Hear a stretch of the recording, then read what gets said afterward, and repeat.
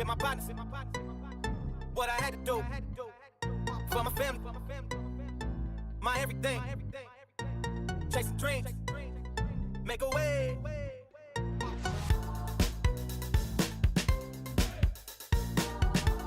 Never had a dollar with my partners. What I had to do for my family, my everything. Chasing dreams, make a way.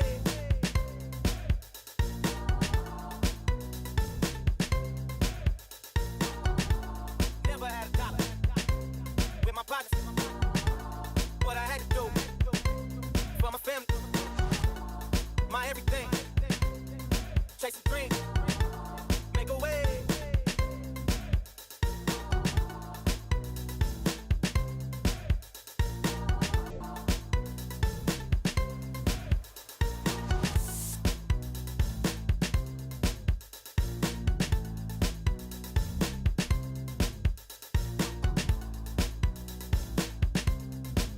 Never had a dollar with my partners. What I had to do for my family, my everything. Chasing dreams, make a way.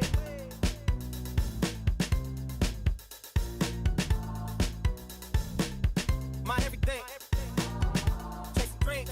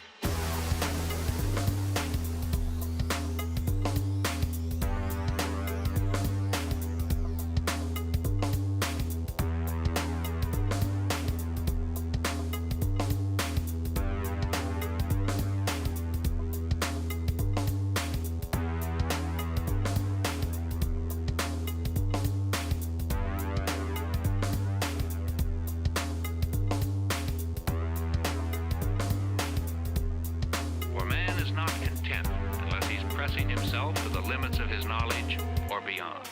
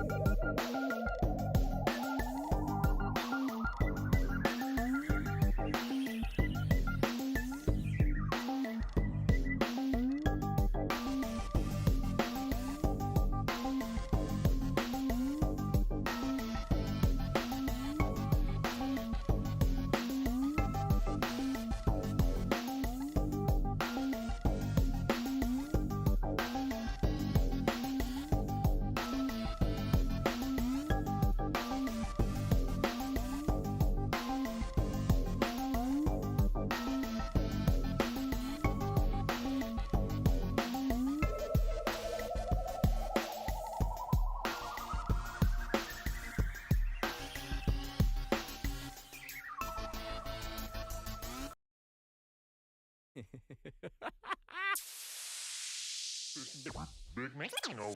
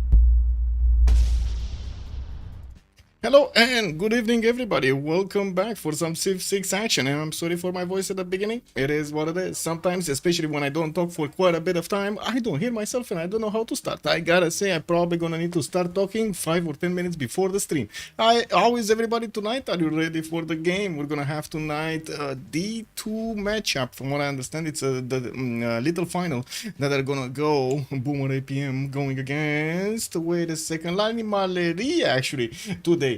I do want to actually open up the screen so you can see what I see. They are starting through the pick and ban phase, and unfortunately we don't know what the map is. What is the map, please? Wait, okay. Well, they're talking about something over there. Maybe they do want to relobby or something. In the meantime, I can actually say hello to everybody. Beasley, good evening, sir, and welcome. And that's a great idea, actually.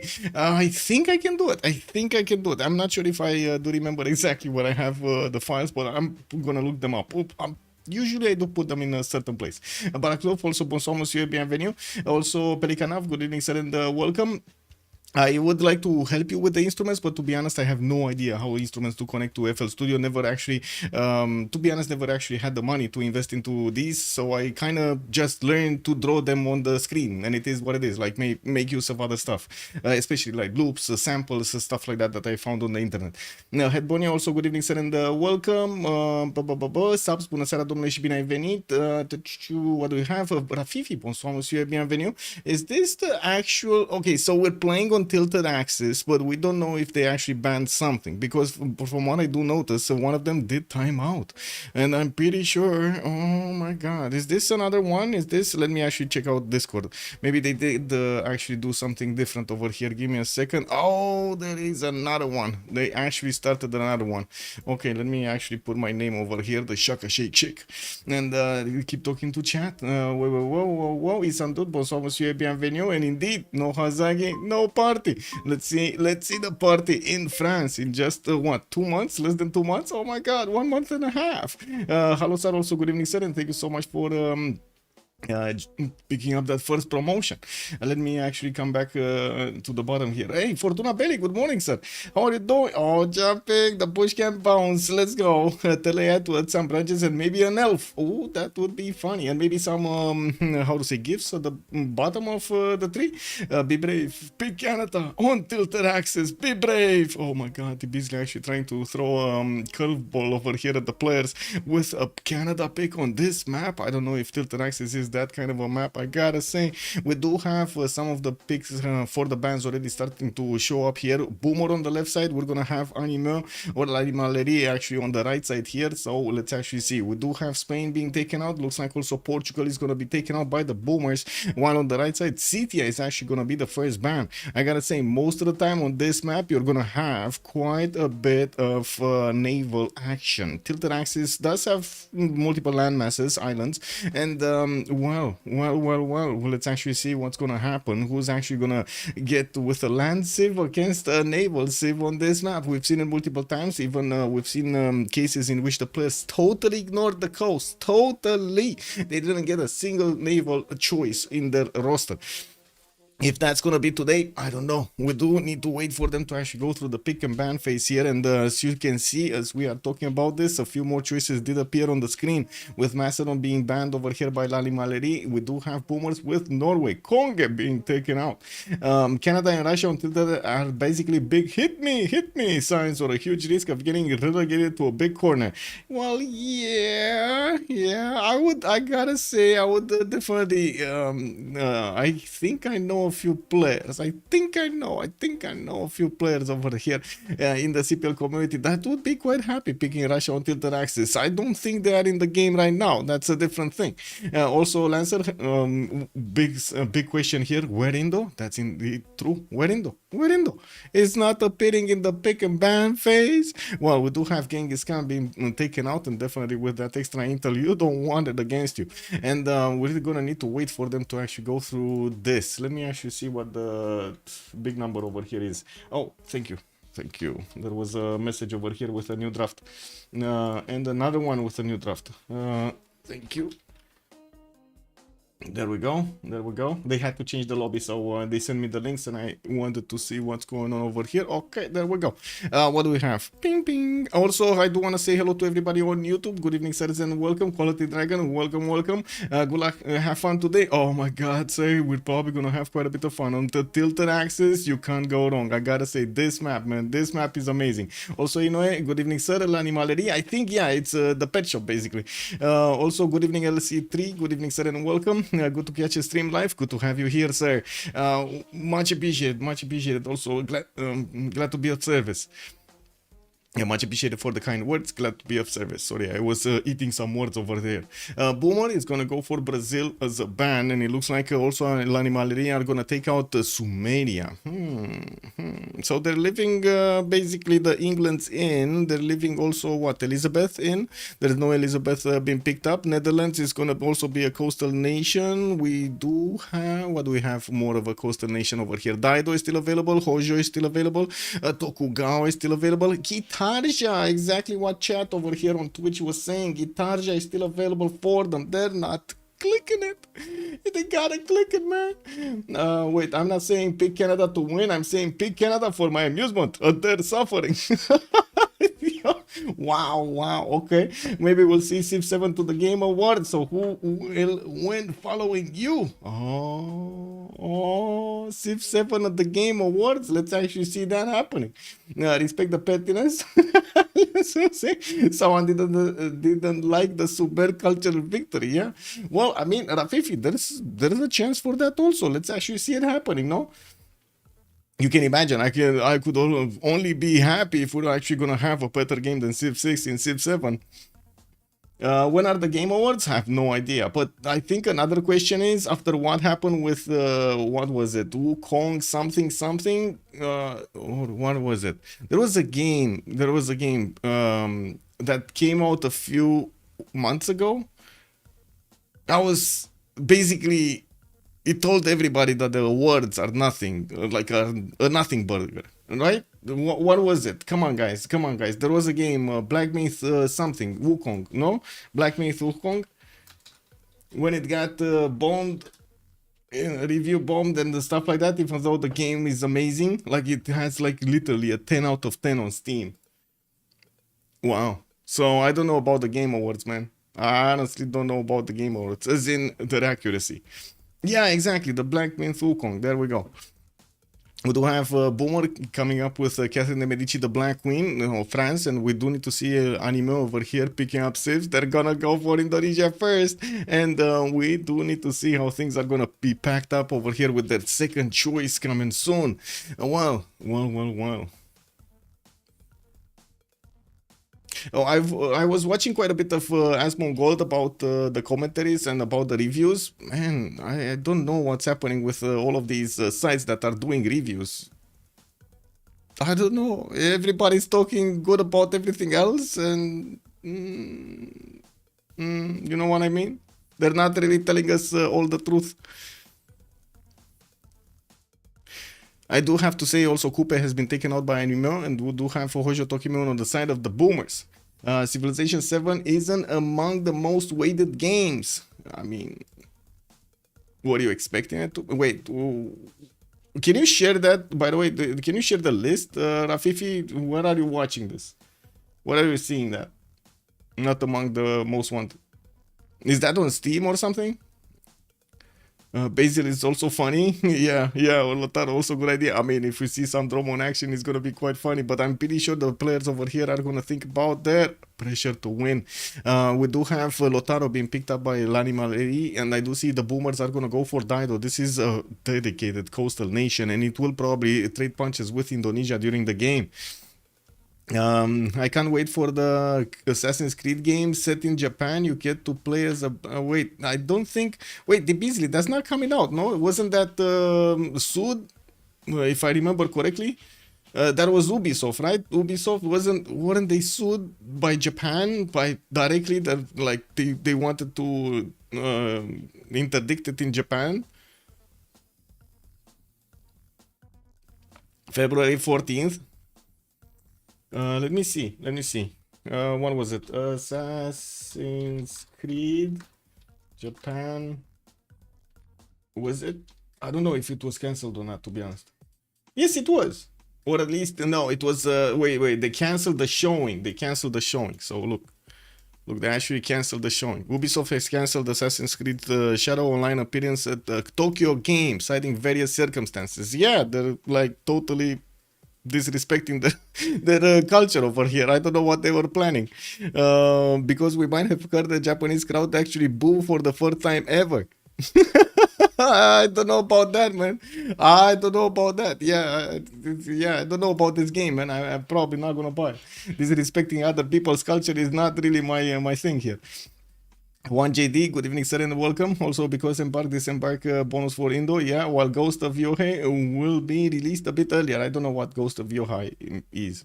Anyway, now let's actually see what's going on with the last bands. Tokugawa being picked up here. Let me see, Ghost of what? Ghost of Yohei. Oh, wait, what? Not good. This one. Oh, I see. Upcoming action adventure game developed by Sucker Punch Production is published by Sony Interactive. I mean, it's been some time since Sony actually put out a game. I don't know about this, if I want to trust this, to be honest. Yeah, no. Anyway, coming back to this, we do have Eleanor England being picked up here by the Boomers and Tokugawa on the right side. They do have a ban for Russia. How did it appear in the how did it appear in the ban phase? Wait, you put in my Discord? Okay, let me see. Nominees. What are the nominees? Click. It's opening. Okay, so whoa. Russia, we're still waiting for the last ban. Let's come back to this. What are we watching? View category, show votes. Wait a second. I can't see everything. Nominees. Okay. No, view categories. Okay. Game of the year. Let's see. What are the nominees? Oh, voting closed. Astrobot, Balatro, Black Myth, Wukong, Elder Ring, Final Fantasy, and Metaphor. I mean, that's an easy one, right? It's gonna be Black Myth, Wukong. Like, I don't think it's gonna get like Elder Ring. I don't think it's gonna gather more votes, but I guess we'll see. Theodora being picked up here as a ban for Boomer APM. That's gonna be their last ban, and I gotta say, Lani Marari will need to pick up their next civilization here, and Boomer is gonna need to show us their full draft. Go for the game of the year. There is a DLC in the nominates. DLC? What? A DLC? Wait, I was in no, and that's it. There's only 5 or 6 actually. 2, 4, 6. Yeah, sarcasm doesn't come across in text. Once again, I'm actually saying I will be buying the Assassin's Creed game. I was okay, I see. Yeah, makes sense. I know. Sarcasm is very hard to actually pull off in text. I've triggered quite a few people in text, in just plain text, because yeah. Anyway, Shadow of the Air 3 is Elden Ring DLC. Oh, I see. That's kind of weird. Pick Basil. Well, to be honest, Lani Malady are gonna go for something flexible here. Rome, Trajan is gonna be their choice, and we do have on the Boomers Elizabeth being picked up, and also, oh my god, we got the Master over here, Master of Disaster, King Shi. What is he doing? Is that Mandate of Heaven? Is this gonna be one of those, hey, I wanna go and get a culture victory kind of stuff over here? On the Boomers, we might actually see this happening. And then again, the content is very much enough for a full game. Wait, who is that guy? Good evening, sir, and welcome. Shadow is a DLC. I see. And what are the next ones? What are the next ones? Base game direction. Again the same thing? Like, what? They're like the same 6 games? No, okay. These are different. Silent Hill. Best art direction. Okay. I mean, to be honest, these games I didn't even touch, so I have no. Wow, wait. Oh, best performance. What? Are they all women here? There's like a guy. Wow. Anyway, Diablo 4. Wow, that's an interesting one. Blizzard Xbox over here. Let's see if innovation in accessibility is gonna be a thing. No. Anyway, looks like the last pick has been chosen. We do have England Age of Empire being picked up here, and we do need to actually swap into the correct slot. So let me actually revisit this. We got Boomer's APM coming up tonight with Catherine de Medici, the Black Queen, Dido, Elizabeth I, and no, sorry, King Shi, Mandate of Heaven. On the right side, we do have Indonesia with Lotaro, with Rome, Trajan, and also Age of Empire. Age of Empire with its 3 belts. Maybe it's gonna get to pop somebody at the galley stage. We definitely need to wait for them to actually get into the correct slots and talk about what are their choices, who are they gonna put a priority for on the top slot over there to get those wonders. I'm pretty sure it might be King Shit, but I'm pretty sure also they're gonna want those admirals, and this is gonna be quite a party.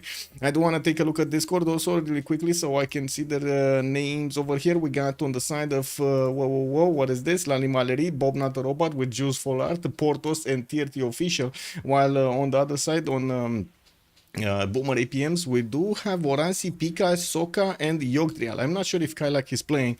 They are 5 over there in the lobby, and I don't think. Oh, Kailak is playing over here. So we got Kailak with Shoka, with Yogdrial, and what's the last one? Who's the last one? It's Oransi or Pika? Oransi. Okay, Pika is not playing. Okay, got it. Pika is not playing. Posibil avea de bon pseudo, please. Okay. Oh. What? Is that is somebody saying that I should change to my correct name? What? Oui.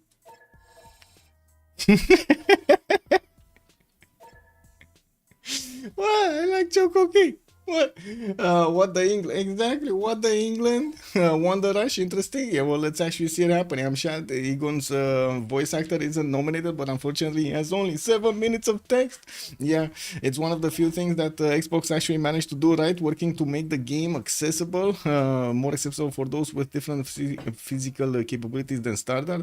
I won't ever use it, but the videos and articles I've seen about their programmable alternative input controller are pretty cool. Okay, I didn't read about those, to be honest. Didn't read about them. Okay.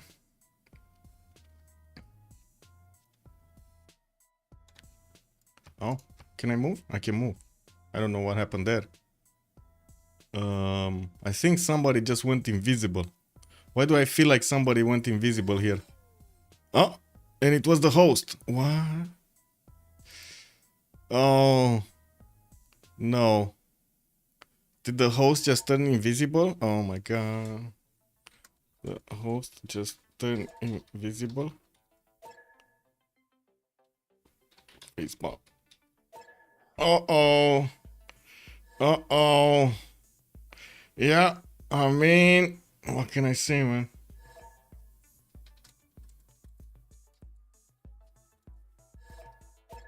Yeah.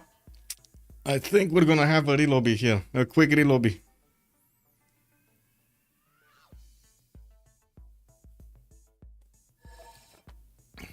Yeah. Well, it is what it is. Guitar just talking to us over here. It took over. Uh-oh. Anyway.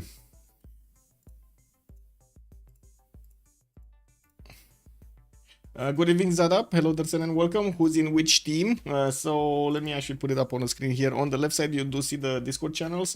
We do have on top, I believe, Lani Maleri, Bob Natoroba, Juice for Art, Portos, and TRT Official will be playing tonight for them. And then on the other side, on Boomer APM, we got Kailak, Oransi, Shoka, and or Soka, I'm not sure, and Yogdrial showing up for them tonight. Give me a second.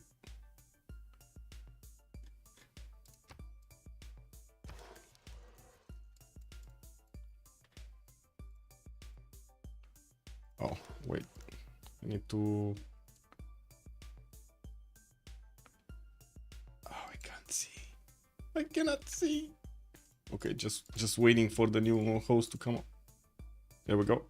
Should be fine.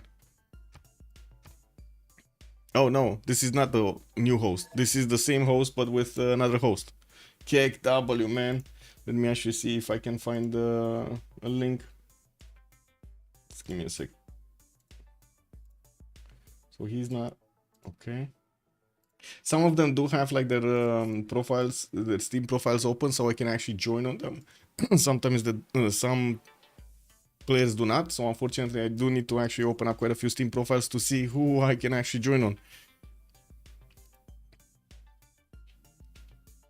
Oh, let me actually open up, let's see. Do I have this? Let me see where that is.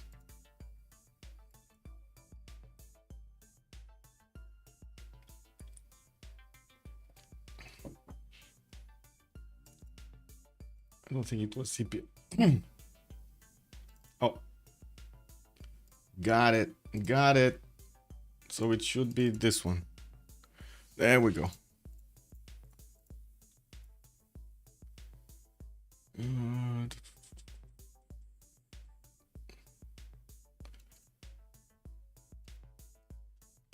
Was it this?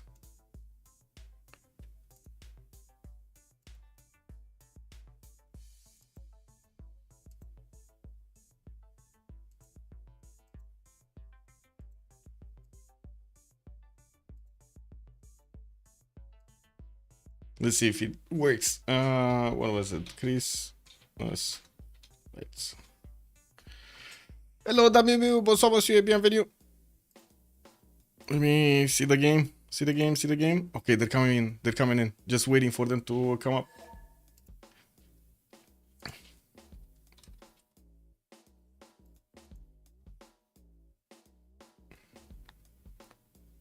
What's happening with that? Oh, it didn't work. What is? Nope. It didn't work like that, man. I think I wait. LED. Do they have like a different name? That might be it.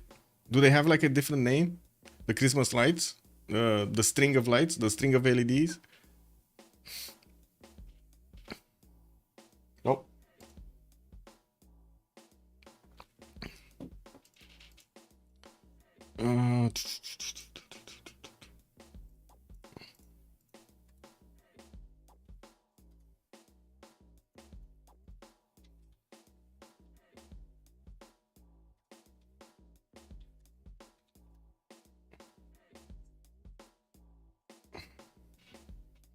I guess I'm gonna need to make a new this. Oh, wait, it actually worked. Okay. Now we're getting somewhere. Okay. Well, it's basically I gotta say it's gonna be tougher than I was initially thinking. You know, it should have been easy. Just click button and work. Nope. Didn't want to. Michael Porto swap. Okay. There we go. And then we do see the players are starting to actually get their civilization in order here. Bonsoir, Monsieur Mumulax. Hello, there, and welcome. Also, wait a second. Pelikanov was saying it's one of the few things that okay, I want to. I did see that. Avis sur le pic Kingshi Memu. Wow. I mean, to be honest, I can't wait to see what's gonna happen with Kingshi. If they're gonna actually have that ability to go for the culture victory. That's quite scary, to be honest. We haven't seen him being used appropriately in some time. And this is the original, basically, how to say, not favor. This was the civilization that really favored that sacred places with the +2 from a lot of bonuses having a wonder in your city.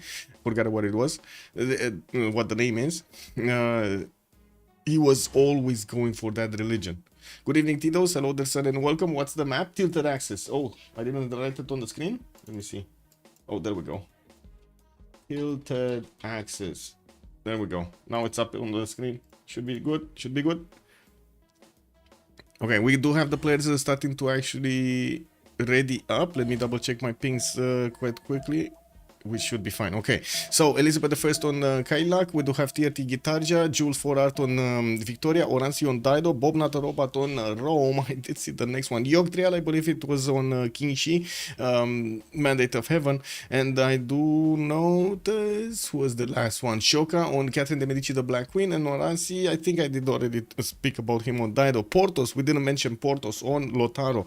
Now, Lotaro does work on the seas as well as on the coast over there. Yes, I understand, no half coast harbors, no special bonuses over there like Norway does, but still it's a pretty good civilization with the extra +5 against civilizations that are in a golden age. And since you kind of want to be in a golden age, yeah, it is what it is. And chat is saying let's go left. Let's actually put up the remap prediction really quickly, as we are going to take a look at the left side of the map. Give me a second so I can click on buttons over here. Manage the prediction for how many remaps? 0, 1, 2, submission period 10 minutes. Ding, ding, ding, ding, ding, ding. We're going Lotaro.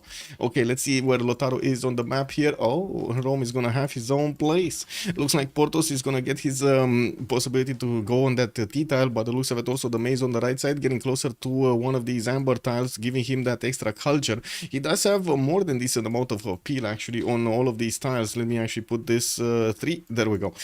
We do have him with some mountain tiles that would actually be good for Shemamul, so he can get that extra culture going. I'm pretty sure he's also gonna chop most of these rainforest tiles. We do have him also with Coco in the south, more amber tiles to benefit from. I do notice he's gonna have a decent amount of fresh water here around his cities towards the northwest, south, and a decent amount of coast actually. Is he allied with Rome? He is allied with Rome, so I'm pretty sure he's gonna put city on copper, get trade routes going, and hear that ching ching ching ching ching ching every turn, man. Every turn he's gonna hear that gold banking on his side. Now we do need to see also the next one. Let's actually take a look at coastal Rome over here. Oh my god, what is this with Rome?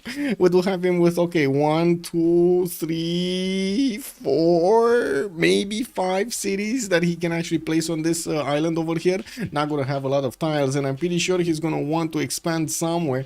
He does have the possibility to go southeast on this coast. Shouldn't be a problem to also take Bandar Brunei, even though that city only has a single vector of attack into it. It's gonna be hard for a single galley to keep on attacking and taking it down, especially if a warrior gets in or the galley gets in there. It's kind of impossible, but anyway, it happens. Sometimes it happens. Now we do have to take a look also on Victoria. Victoria just settled, and looks like Jules for us is gonna be on the other side of the planet. He's also gonna have to the south over here Elizabeth, which is gonna be an opponent, and I do notice to the north it's gonna be Dido, so he's basically locked in here with 2 opponents, and maybe there's even one on land here. Is there somebody on land? There is also somebody on land. That's France.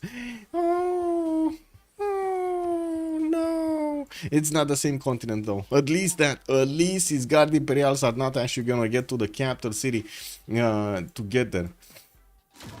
It looks like one of them, Catherine de Medici, Shoka to be exact, is not seeing the correct spawn, so he wants to get out to, how to say, fix it. Anyway, wait, 2 of them? Whoa, they're dropping like flies. Wait, really? They don't see the same spawn? What happened here? Oh my god, can you imagine if we don't see the same spawn? Because we have no idea how to actually double check this. Battlecruiser, good evening sir, and welcome. Hey, what level did you get, by the way? Does anyone know how? Yes, D-Shack managed to win, and we're gonna see the finals tomorrow. The start of the finals. It's gonna be the first game tomorrow, and I'm not sure actually. Did they write something up? Give me a second, because I'm pretty sure I can look it up. Here, yes, final squadron. It's Vendredi 2030. So yeah, tomorrow, basically 1930 GMT. They didn't set up the second game, but I would imagine it's gonna be throughout the weekend. So just waiting for this to happen, for them to actually schedule them. Yeah, the Sharks 3 remaining players just seem bigger. Yeah, they did manage to actually pull that game back. Incredible. And I did have a chat with somebody that must not be named that was telling me that, hey, it's all depending on land. What do you think? It's all depending on land, or it's also a skill over here? Now, let me actually put up a poll, because we got some time. You know, players are enjoying over here. What do you think gets them the win? the land.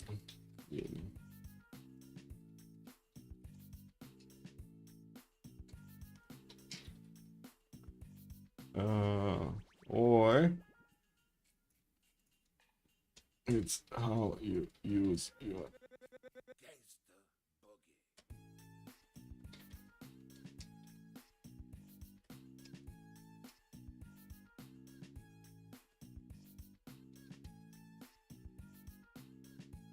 one sec. Need to actually think how to get this. How they use their powers. Let's see. Let's see, chat. Let's see, chat. Yeah, I didn't cast. I'm sorry, I didn't cast. Let me actually put it up on the screen here. Let's see. What does chat think about this? What does chat think about this? What do you think gets them the win? The land, the civilization pick, or how they use their powers? What is going on? France and Coupe ultra big, while Kane's Japan got pillaged by the Kitar horses. Oh my god, that Kitar attack was insane. Yeah, where to look for the result? It's here in reporting S14 reporting D1. It's here. So there was a CC at turn 99, Victory D-Shark on the Primordial map. This is the roster. People Extas, Josie 06, R1 played with D-Shark, and Arcane did play with Damori, Omega, Mikado, and Apule. You can see basically with what they played and so on. Bonsoir, Monsieur Andreo, bienvenue. And let's see what's going on in the poll. Wait a second, is nobody actually the land or how they use their powers? Wait a second, I'm gonna put on this one. What do you mean the land? It's not only the land. Wait a second, we got a relobby. Okay, that's unfortunate. It is what it is. Yeah. I gotta say, influencing the vote right here, you see? The land 4 and how they use their powers 3. It's a 50-50. Well, not really 50-50, but you know what I mean. Let's get it to 50-50, I mean. Wow, I saw that against 3 opponents, 2-inch opener. GG to them, yeah. I mean, to be honest, in these days, you can say anything about anything and it's a hold of truth. I can't believe what's going on in the world right now. It is what it is, no? It is what it is. We're all living in our magical bubbles and calling it reality. Oh, there we go. We got, oh my god, it's not actually 50-50. It's 44, and 11 on the civilization pick. To be honest, I gotta say, the civilization pick a lot of the times influences the land quality that you're gonna have. Depending on your pick and the spawn bias, you know what I mean? You're gonna get more likely to get into a certain type of land or another. Let me see. Oh, I think this is the correct one. Oh, how they use their powers is starting to catch power, more power. Okay, we're coming in, and we got a relobby here. Okay, this was the first map. They didn't even get to that point of remapping. They didn't even get to turn 2. They just well, saw a little bit of the land so that they don't see the same thing, and boom, it's fine, guys. They tested the game out, guys. They tested the game. It's all good. It's all good. I was on Elephant stream when where he thought about clear tons of Civ bias in BBG. Hope they won't do it.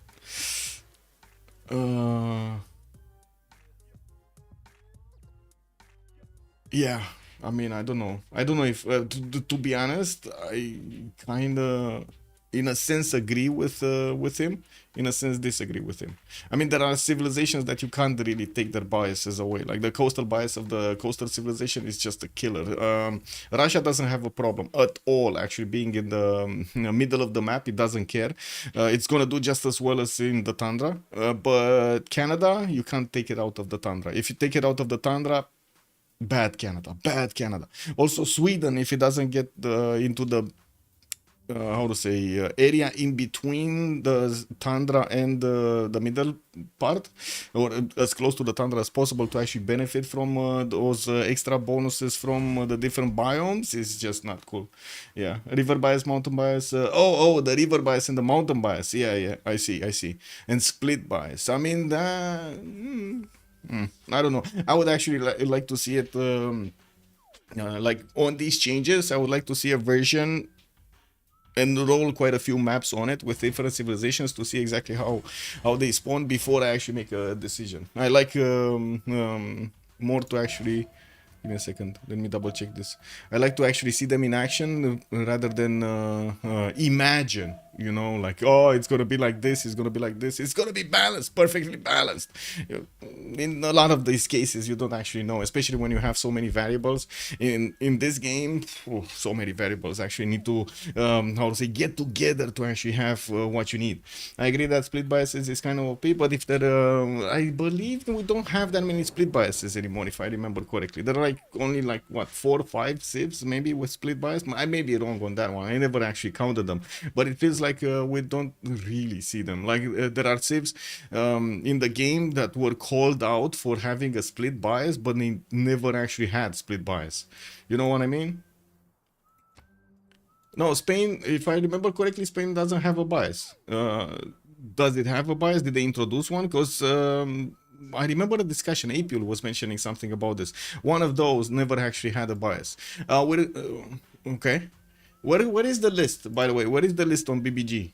There is, I'm pretty sure there was a list with biases somewhere on BBG, but I don't remember when. Do you know it? Wouldn't, for example, geothermal bias be a split bias? Saloji, good evening, sir. I guess you're getting closer to the bias. Yeah, you're getting closer to the split if you do that. Yes. I'm not sure if you can actually... yeah, you can put geothermal bias. Anyway, let's actually see. We did talk about Trajan. We did talk about Lotaro, Victoria. We watched him a little bit. We saw that he's gonna get boomed here by the boomers. Oh yeah. He does have also Giant Causeway to the southeast to go for. And I gotta say also his redcoats are actually gonna have the perfect continent to go against France. He does have the continent on another continent, the French continent, but France is also going to have Guard Imperial. So in that sense, I don't think any of them is actually going to win here. We do have Gitarja also to take a look at. He's going to be on the western side, and it looks like he's going to be coastal next to China. China not going to have a good time over here, definitely. He was planning this game to build the pyramids, to be very, very big, to get all of those walls going everywhere. He was planning to get the Stonehenge, to get his religion, make his people, give him a lot of faith to buy a lot of builders. But in the meantime, it looks like the game just said, hey, you know what? I mean, it's good to have drinks, but maybe stay on the coast a little bit, try this out and see how it matches. He's definitely going to have more cities, and pretty good ones actually, on the northwest, on the cattle tile with a lot of 2-2s, the T-tile there. He also has the ability to settle on the T-tile if he actually wants to. Another city southeast, that's going to be right in the face of Indonesia. Can you see this city? This is right in the face of Indonesia. You don't even know who's going to get there first. We do have him with a lot of inlands, and I gotta say, Mapuche over there in the north, oh, I don't know about this. N'Golo Mapu is gonna have a feast in Xi'an. I'm pretty sure they're actually gonna get with those Lotaro directly in, with those Manor Raiders directly in Xi'an. Wait, what the F is this? Oh, the map is continent. Why is there so much land? Well. Yeah, tilted axis does throw us some curveballs like this. Yeah. Also, I told it's a remap for the boomers. Rikimaru, good evening, sir. You think it's gonna be a remap for the boomers? I guess each of them do have a civilization that's on the other side of the continent in between multiple opponents, so both of them could actually use this remap token. Let's take a look next on what was it? Shoka. We do have Paris here with some 2-2s, a possibility to go for Temple of Artemis, Crater Lake in the north to settle next to and get the bonuses. An interesting possible Temenaki City to the east side, and I gotta say, this banana settle with some dice style looks good and smells nice. We do have him also with the rice settle with a lot of food that's gonna put him right in the face of England. I do also notice a lot of mountains in the south are gonna give him the possibility to get a lot of campuses with a good science. And I think I need to move forward towards King Shi over here. Does he even have a stone tile? Oh my god, this guy doesn't even have a stone tile. Like, you kind of need the stone tile so you can get Stonehenge with this guy. And he doesn't have it. Like, there's not a single stone here. I guess the stones are not with Yogg Trial today. I'm sorry about this. No stones, man. No stones. That's a pro. I think that's a problem. Maybe they'll just split. Yeah, maybe each of them hold one of their enemy hostage. Well, let's actually see if China over here is gonna be a better hostage than London. Anyway, Oransi, let's take a look at Dido. What is Dido? What is he doing? Tyre gonna have his fish tiles. Gonna have banana canal over here. Possible city to get the canal going. We do have him with an island to settle, a pretty good one in the Mediterranean Sea. The right side, he's gonna have incense, truff, some of those turtles. I don't really see good land to the east side, to be honest. Like, there aren't enough hills over here for him to make a lot of use of. On the western side, he does have a little bit better territory here with a lot more chops, with a lot more tutus and hills, of course, to actually get improved. That would also mean he might actually need to settle some inland cities, which I'm pretty sure he's not gonna like. He's definitely not gonna like. I think I'm gonna need to make another coffee though. Anyway, China's Civ has worse spawns and biases almost all the time, even worse than Mali. I mean, at least with Mali you wanna go desert, no? Anyway, a settler is popping out in Fortress here from the city of Tyre, and we do see he actually has stones. He has the stones, man. The stones are with Phoenicia today. He took them all from Key. Let's take a look at Elizabeth the First here. Where do we have him? Here, south, and it looks like he just popped an envoy from a tiki hut. He's gonna have the opportunity to go and have a party in the city of London with those jongs, with those caravels, and I'm pretty sure he's gonna couple his navy together with the city of Tyre and get them going to England. We do have Kylak with his settler coming up in 410s, and yes, Leeds here. He's gonna get his reef fish tile worked in the water with more cities with fresh water. Southwest, northeast, I do see he's gonna have at least a few of them, like this one over here on the iron tile. Ugh, those tiles are insanely bad though. Like, wow, yeah. Wear heels, bro. Wear heels. I mean, at least he can get a 2-2 from the deer tile. Then he needs to buy the fish, get the 1-3, couple them together, make them work, make a shawarma over here. Anyway, not cool. Northeast, he's gonna have this river that's gonna give him a few 2-2s on that niter tile. That's a pretty good settle, and I'm pretty sure he's gonna consider to actually settle the cattle and then settle another city there, depending on how clumped up his empire is gonna wanna be here on this coast and how many cities is he gonna plan to actually put down here.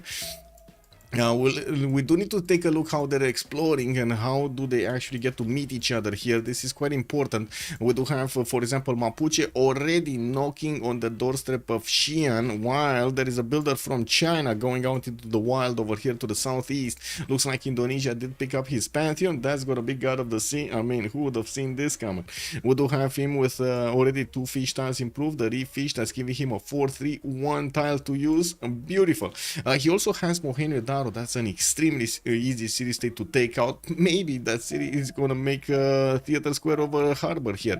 Does it build a harbor actually? I think quite a few of these cities, island cities, do build harbors, no? Well, it's kind of early now, but anyway, it is what it is. Let me actually put up the chats in order.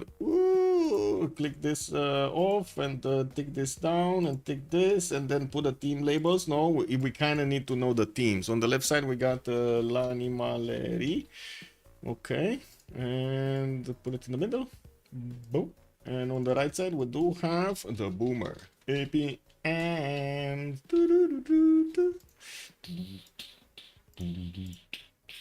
Noblet, good evening, sir, and welcome. What the hell is this map? Oh my god, yes, sir. I mean, we're playing on the tilted axis. Basically, it's the North Pole in the middle. The map is flattened like a pizza. And this is the flat earth, basically. This is flat earth. The map doesn't go around, you know, it just falls off. This is, yeah, flat earth, it is what it is. Just in real life, exactly. The water just falls off, you know, it's fine. It gets regenerated from space. Yeah.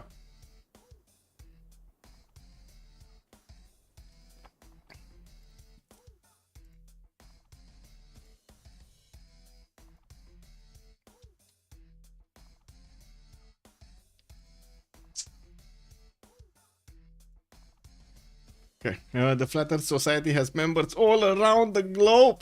That's crazy, yeah. Marcus, good evening, sir, and welcome. Man, it is what it is, man. These days, you can believe anything the computer is telling you, no? Including including Pharax's programmer. I have no idea. Did they actually subscribe to the flat Earth? I don't know. I guess they did, right? With the maps like flat, tilted axis. No. What is it? Inland Sea. Yeah, that's also a flat Earth map. Yeah, back in time, you actually were able to see the map as a planet in Civ4. Yeah, that was cool. That was quite cool.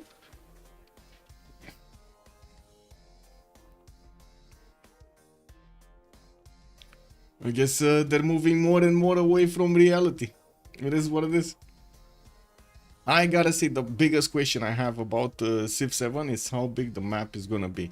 That's right now the biggest question. Because all of the other things, like, they're learnable, teachable, right? All of the other things, the details. But man, the map, you can't change the map. That's basically hard-coded, right? So how big the map will be will definitely decide how many players can get in, and if we don't actually need NASA computers to play it.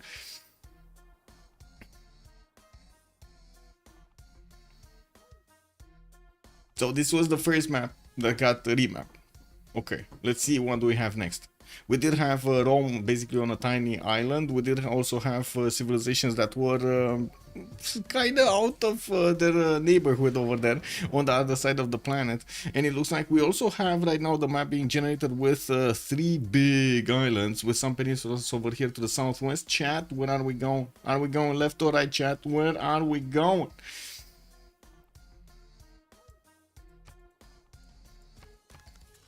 Chat? Good evening, Nesha Miami. Good evening, Seren. Welcome. Also, Papas. Hello there, Seren. Welcome on YouTube.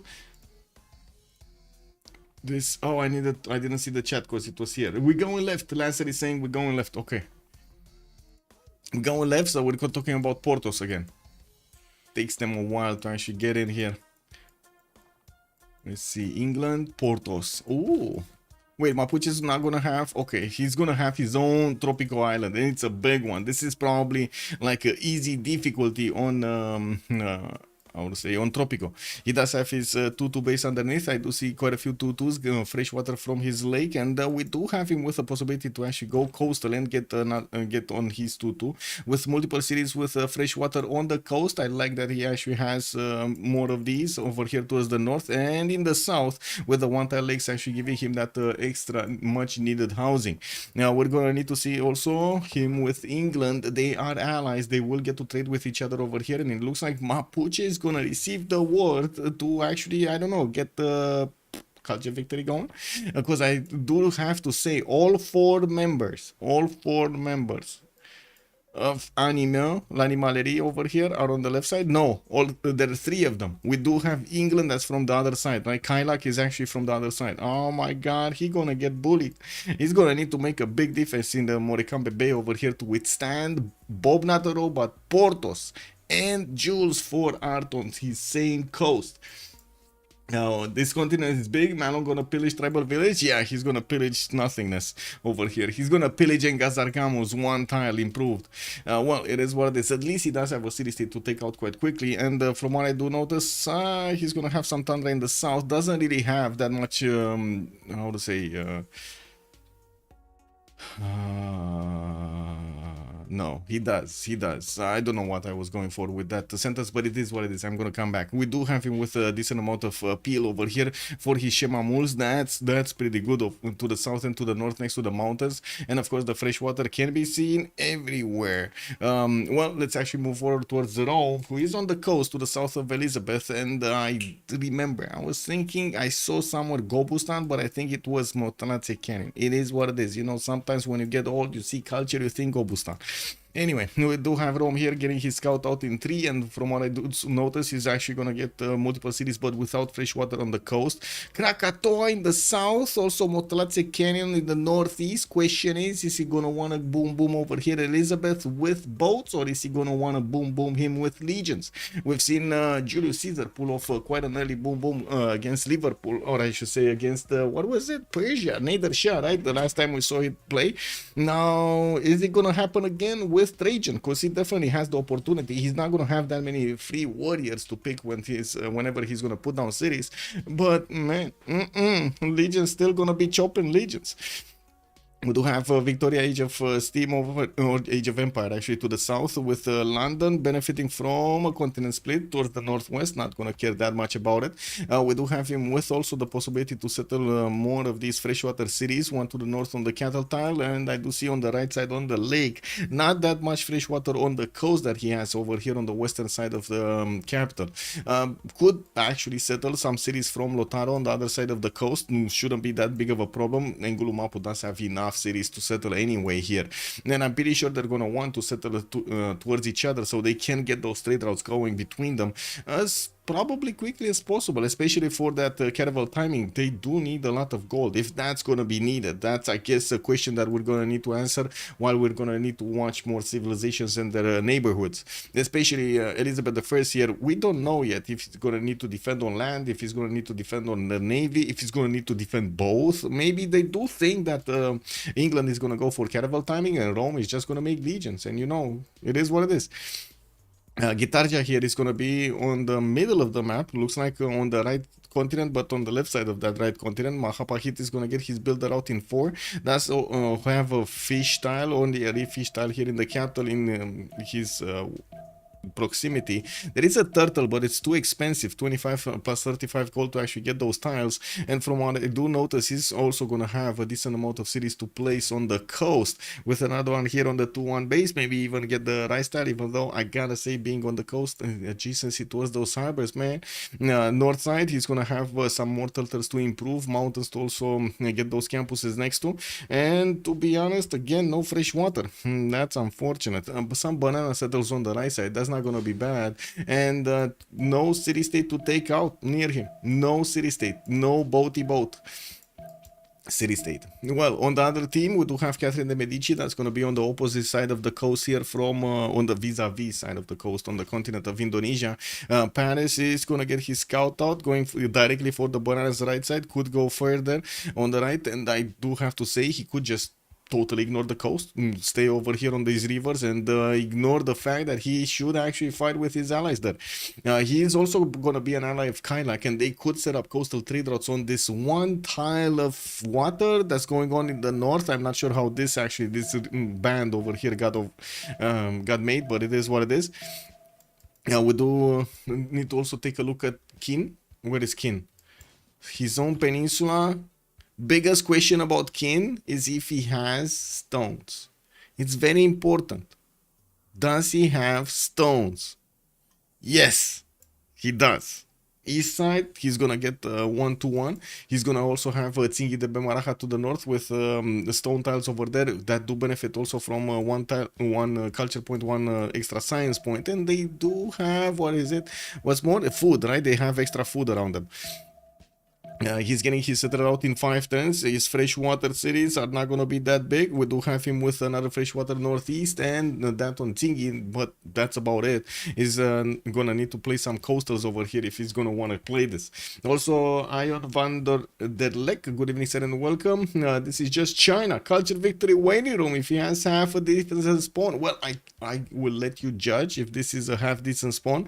I would think he's going to actually have quite a few problems to put a lot of cities and get his population higher, but we're gonna need to see if he's gonna overcome his challenges here and get that culture victory going. Let's see Dido. Okay, Gulf of Tunis. He does have his own party island here with Buenos Aires at the tip, and looks like the city of Tyre getting his settler out a little bit late, actually, very late, 3 turns later than Xi'an, and we do have him 6 turns out. We do have also Indonesia coming closer to his capital borders, and we're going to need to see if they're going to get to meet each other before the next era. Before the next remap, actually. We're still turn 7 and turn 10 we'll see this happening. Urek, good evening, sir, and welcome. Also, Laksambi, hello there, sir. Did anyone hear an ambulance near England? Wee. Any more rushing Golden Gate Bridge waiting room? Yeah, no flat tile, no Stonehenge. Wait, no flat tile, no Stonehenge. I mean, he does have one, but it's on a it's on a grassland woods. It shouldn't be a problem actually, because you do need mining anyway, right, for the stones, so it shouldn't be a problem. Anyway, let's actually take a look at Elizabeth. Did he get sniffed out? He did. Rome over here got a whiff of Kylak, and let's actually see how things are gonna go through. We do have Kylak getting his settler out in 410s. He does have the opportunity to just ignore the fact that he should be settling coastal here. I'm thinking he will probably want that cattle settled to the south, but that will still expose him to the Roman legions, so he might actually just ignore this, get a city on the stone tile, get a city on the wheat tile, and just keep settling towards the east over here towards France, while trying to put an army towards the south so he can keep Rome at bay. Of course, that's not going to stop the frigates or the caravels to come and take out his capital, so we're going to need to see how he's going to try to make this work, the defense work. Yeah, he's trying to get to the capital city of Rome. They did actually spend the 65 gold to get a slinger here in the capital city, so Bob, not a robot, is not gonna lose his settler. We do have some Tiki-Hatians over here that are also gonna need to be picked. The scout is not seeing. Oh my god, he actually saw everything, man. Oh man, he saw Motratse Cannon, got one of those promotions, and then going directly for the Tiki-Hats with the promotion on his chest. Perfect. Also flat sand. Wait, where is flat sand? Ooh, wait a second. He has flat sand? He has flat sand. Pyramids are gonna be the way over here for Yogdrial. He also has an Etemenanki city, by the way. I'm not sure if you actually noticed, but this is an Etemenanki city, no? 1, 2, 3, 4, 5, 6, 7 tiles to get to experience Etemenanki here. He is putting down a holy site from Xi'an, and it looks like he might be planning to actually build that Stonehenge from a second city. Not unheard of course, it would have been quite expensive to actually get it there. Is he not actually... Okay, he's convinced right now. Where is he going? He's going Tingi. He's going Tingi in the north. Not the Temenanki city. Get Mapuche out of there. Wait a second, you want Mapuche out of here? I mean, Mapuche over here is just gonna seem to win, man. You're gonna see him get that science victory. Kriedman, also good evening, sir, and welcome. China has everything right. The Stonehenge B2, Artemis hanging at Temenanki. Yeah, he can get everything there over. I'm pretty sure. Let's actually see how many builders he's gonna make to make those wonders, and if we're actually gonna have this map. To be honest, I haven't actually seen any big problems on either side, except England. I mean, England can probably withstand quite a few attacks here from Rome. Rome already moving a settler towards him, so yeah, it's getting dangerous. Danger! Danger, Will Robinson, danger! And wait a second, Rafifi. Beep, beep, boop, boop. He sees a Civ6. Where? China didn't put the holy site next to a forest for the Mahabodhi temple. Oh my god, yes, you are correct, sir. You are correct. He didn't have the money. He didn't invest the money for the best style ever. But anyway, it's a close subject. We do have a remap here. It is what it is. We're gonna have L'Animalerie wanting to get out of this. Interesting. Why? Because they didn't see China or something? Wow. Mapuche not on front line. He can't actually apply his power. Yes, Rome could have actually taken on Liverpool, but they didn't trust his chances. It is what it is. So we're gonna have a new map just starting off right now.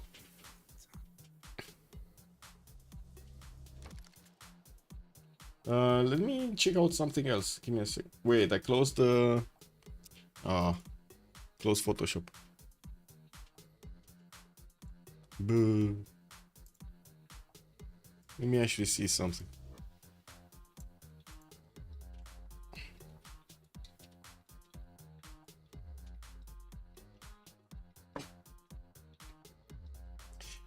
Goober Dragon, good evening, sir. All the points? You want all the points? Everything at once. I like you. Complete prediction 2 channel. There we go. We got option 2. It's getting paid. Whoa. Not cool.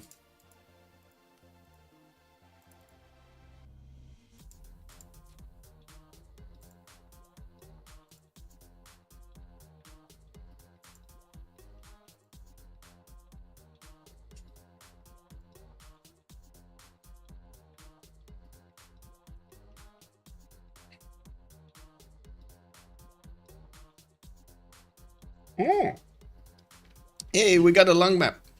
We might actually not have anybody on an island. Or wait, who is the poor soul on this island? Oh, it's Antananarivo. It's fine. He can take it. It's fine. And we do have, what, Nazca here? It's fine. Okay, nobody's on the tiny islands, guys. They got out. They actually succeeded, but okay, it's fine. It's fine. This was the last peninsula that I didn't check. This maybe tiny, no. Okay, these. Okay, it's fine. It's fine, guys. They actually have this going, and I gotta say, this time around, we're gonna look at the strategic resources as we're going through them. Chad needs to tell me if we're going left or right. Just give me a holla. Ooh. What the?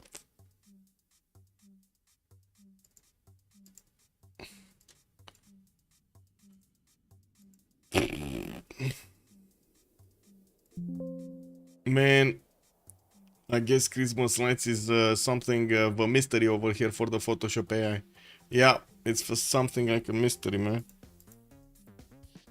I don't know about this. I don't know about this. Doesn't look right. Yeah, no. We need to go about it a different way. Oh wait, let me actually try what I initially wanted to try.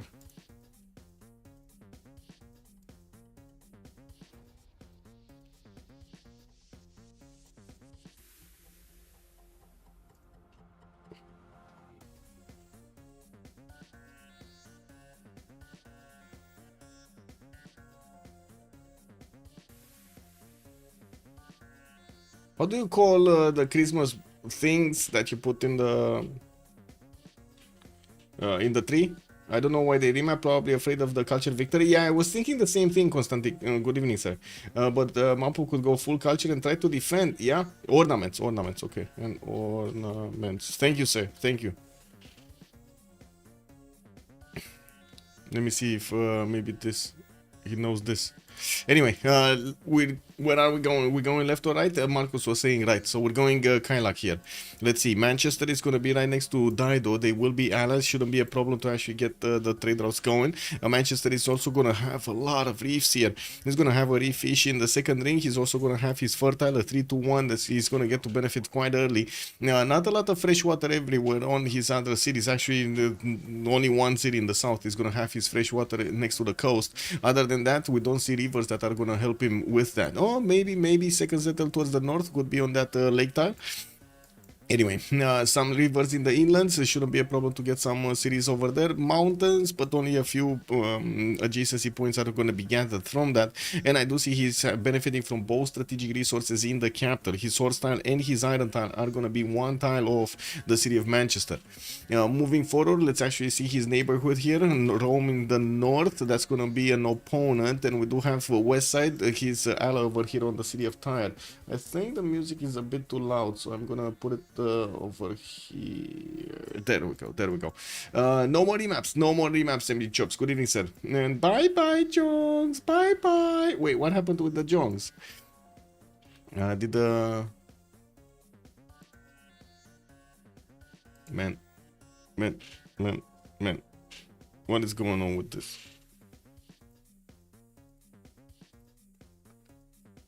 Okay, wait. I guess I can do this, but I don't like to do this. Anyway. Whatever. This is what the AI did, by the way. Beasley, if you're still here, this is the last version I did with the AI. No. We need something different. No, we need something different. Anyway, let's come back to the game. Let's take a look at the next one. Dido. Where is Dido? What is he doing? Dido is here. Boomer, Steyr. Looks like he's getting his scout out in 3, 2. And I do see he does have a cat in the north, but cannot get to it. There's another city stayed here, Zanzibar, that he could actually take out.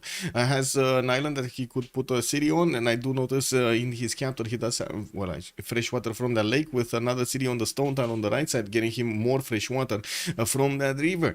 He does have his reef fish tile in the northeast, bananas in the south to get the extra food going in his capital and make that city grow a little bit quicker. While I do notice he's gonna have a decent amount of coast to settle here, I can't really say he's gonna have like 10 cities if he's not gonna go on these islands or in the Libyan Sea.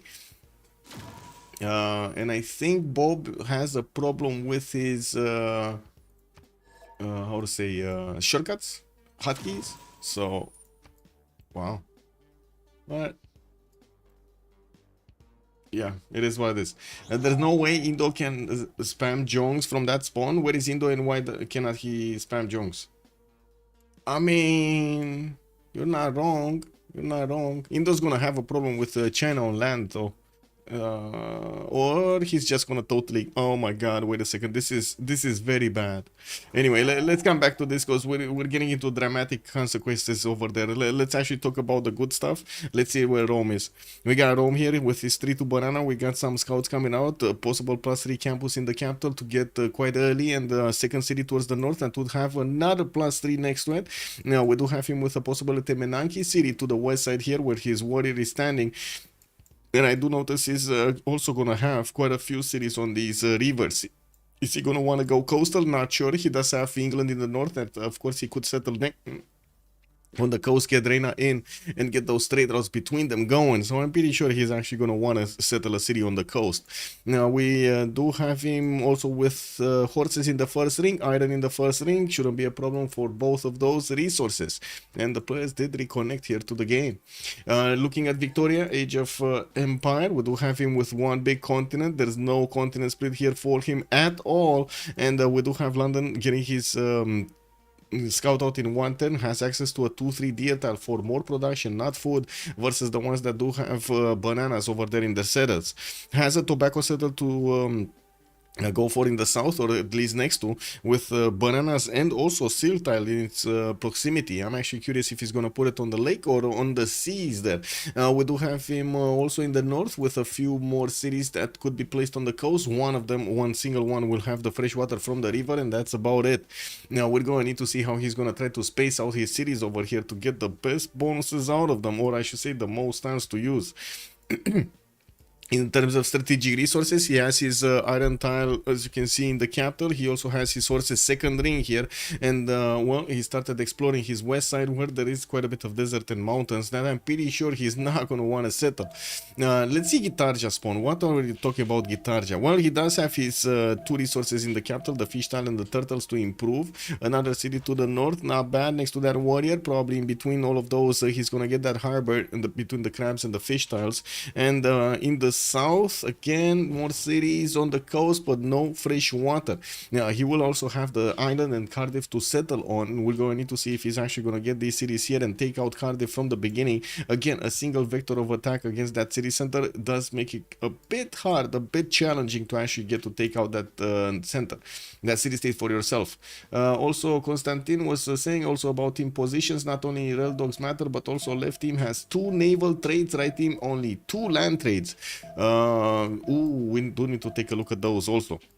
Indonesia will have the possibility to trade with Mapuche on the coast, and we did see on the other side Rome and England having this ability as well. So yeah, definitely that's going to be strong on their side. We do need to take a look at his strategics. Horses in the first ring here of Mahapahit, but his iron tile is going to be second ring. We do have him pumping out his settlers soon, and by the looks of it, well, we might actually have a relobby if the players are not going to stabilize their these things. Anyway, hopefully it's going to work. There's a second horse tile here in the third ring of Mahapahit, which personally I think he's actually going to grab with another city, but sure, let's actually see if he's ever going to grab that one. And I'm quite convinced he's going to pick up God of the Sea again, even if he doesn't have that many resources here to benefit from. In the northern side of this coast, he's going to get access to more fish tiles, and if he goes on the water, these one tile islands or whatever they are, they're going to actually be a bit more better, because of the extra production on those resources, and because he does have a lot of the resources around the islands. Taking a look at, wait a second, Mapuche, yeah, Mapuche is here. Mapuche, we did talk about Mapuche, okay. Catherine de Medici, it's to the north of Mapuche, actually quite close, not on the same continent. Looks like Soka over here is going to have a lot of land to develop his cities with rivers all over. He also has a settler coming up in 510s. His scouts are moving north to discover what's going on the land here, and I do see Mapuche scout is actually just going to pass the French warrior, not going to get to meet him. He's going to go go for that Tiki Hut. Maybe there is a chance, but I don't think it's gonna happen. Yeah, they're just gonna pass it at the edge of the visibility here between each other, or next to each other. We do have Paris also benefiting from Iron Tile in the second ring, also Horses second ring here to the east side, while I do notice he's gonna have a lot of freshwater. Lakes, rivers shouldn't be a problem to get the chops going from these forests, from the hills, and of course we will need to see how he's gonna get to do everything. Qin Shi, he's here. Qin Shi does have a stone tile in the capital. He does also have multiple diamond tiles that he will get the gold from. And I do see he is getting scouted out by Mapuche's warrior. That's a bit of a boo-boo. We do have Mapuche Scout also trying to see what's going on, block the position, block the ability of that Chinese warrior to get closer to Ngulumapu. While of course France is also coming from the north to see what's going on in Ngulumapu. They heard there's a party there. He wants to pop in. Also, let's see, probably Indo tank rush on Southwest Island, mainland for defense only. I don't get it why Indo players always open builder, because there's quite a bit of value from getting the resources improved on the coast with the +2 points of production, because you're basically guaranteed to get God of the Sea there. So you get the production that you invested into the builder very early, very early. The return on investment is quite good. Yeah.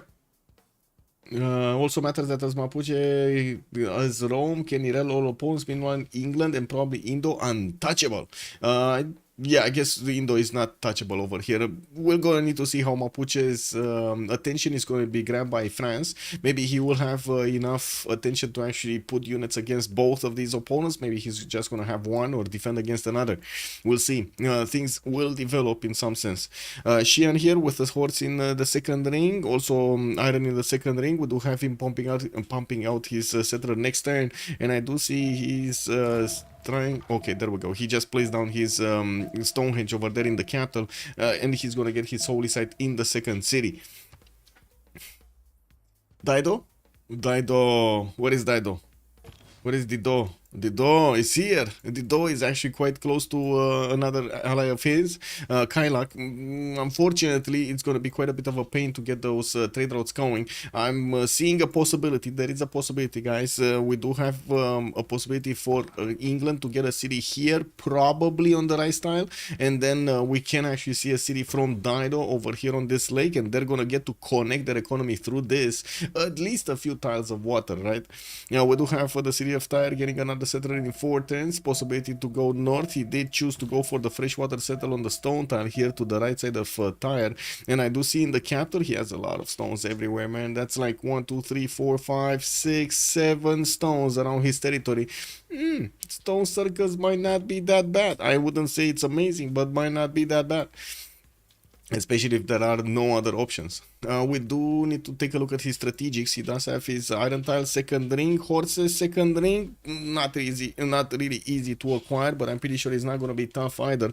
They will need to either wait for the culture to actually expand in those tiles or grab them with the gold. I'm pretty sure it's going to be fine. Yeah, looking at Elizabeth I though, he does have to the north over here Bob Not a Robot, which is going to have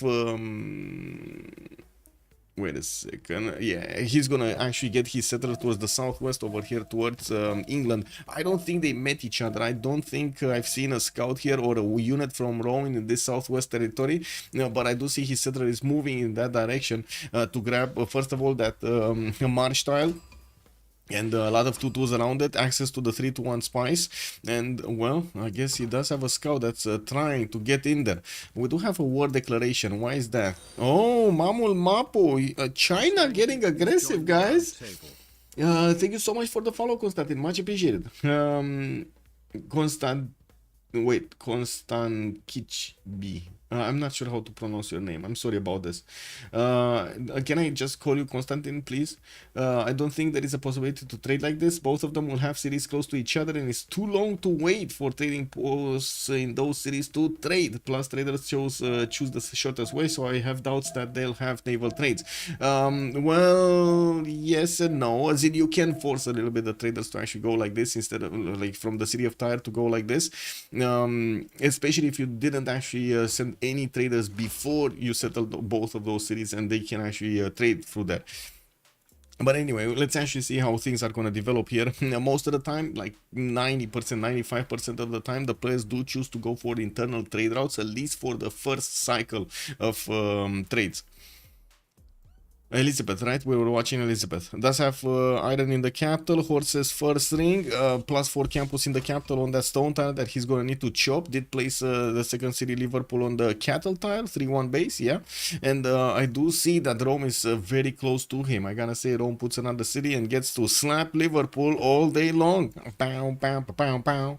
We do have Rome also getting another settler in 2 turns here, and I'm pretty sure he's expanding his visibility in the south. He doesn't have access to the tiles of England yet, but he's getting there. He's getting. You just wait for it. Translate bite. Oh, translate. Wait, what? Translates literally as bite. Oh, constant bite. Constant bite. Oh, I see. I see. That makes sense. That makes a lot more sense. Yeah. We do have London with Plymouth already settled, the third city from London also getting into the north there. We'll see where is he going to put it down. He did improve already his turtle, getting an amenity in the capital, and we'll get the pearl tile going for a second amenity. That's not bad. He did actually place Plymouth in a place that I didn't even think about. I thought he's actually going to want to put it on the coast, but it looks like he's going to make space for another city over here, and that's it. Now we do have Plymouth getting a monument out in 5. I do have to say he's going to have the opportunity to get boats out to go against Liverpool and Manchester here. They are opponents on the map. Jules for Art, we're actually gonna get to punch over here kind of like in his cities. Oh, well, we do need to see what's gonna happen and when Jules Arte is gonna choose to go, and maybe it's not even gonna be necessary. You never know what Rome does here. You know, it's kind of a wild card. We do have him putting down his campuses, a +3 in the capital with another +2 in Antium, getting his traders out and that third city going. Let's see what's going on here. China failed to actually take down Mamul Mapu, but declared war in the meantime. We do have Mapuche also with quite a few scouts getting his slinger out so he can shoot those rocks or throw those rocks at France. I guess it's more accurate to say throw the rocks at France with a slinger than actually shoot, right? You don't really shoot with anything, right? You just throw stuff. Anyway, to force traders to go like this, you have to have trading posts. That's at least 16 times for trader, even on min distance through this lake. Yes. Let's actually see how they're gonna play it out. I'm not saying it's easy. China did not finish his Stonehenge. He's trying to get his third city out, and I do see Zhao Dong did get placed on the left side over here.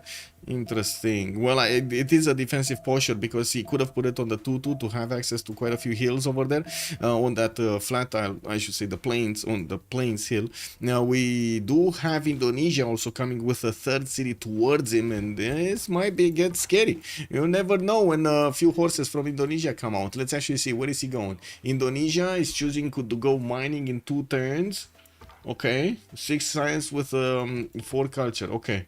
Well, at least he doesn't have a lot of culture yet. Anyway, he's getting his monuments out. We do see the Chinese scout is actually trying to hunt down the settler, or at least get the whiff of what's going on in the backside over here. Let's see, where is Indonesia's warrior going with the settler? Where are they going? This is like one of those mystery challenges over here. The adventure begins for the Chinese scout. He needs to figure out his opponent's moves.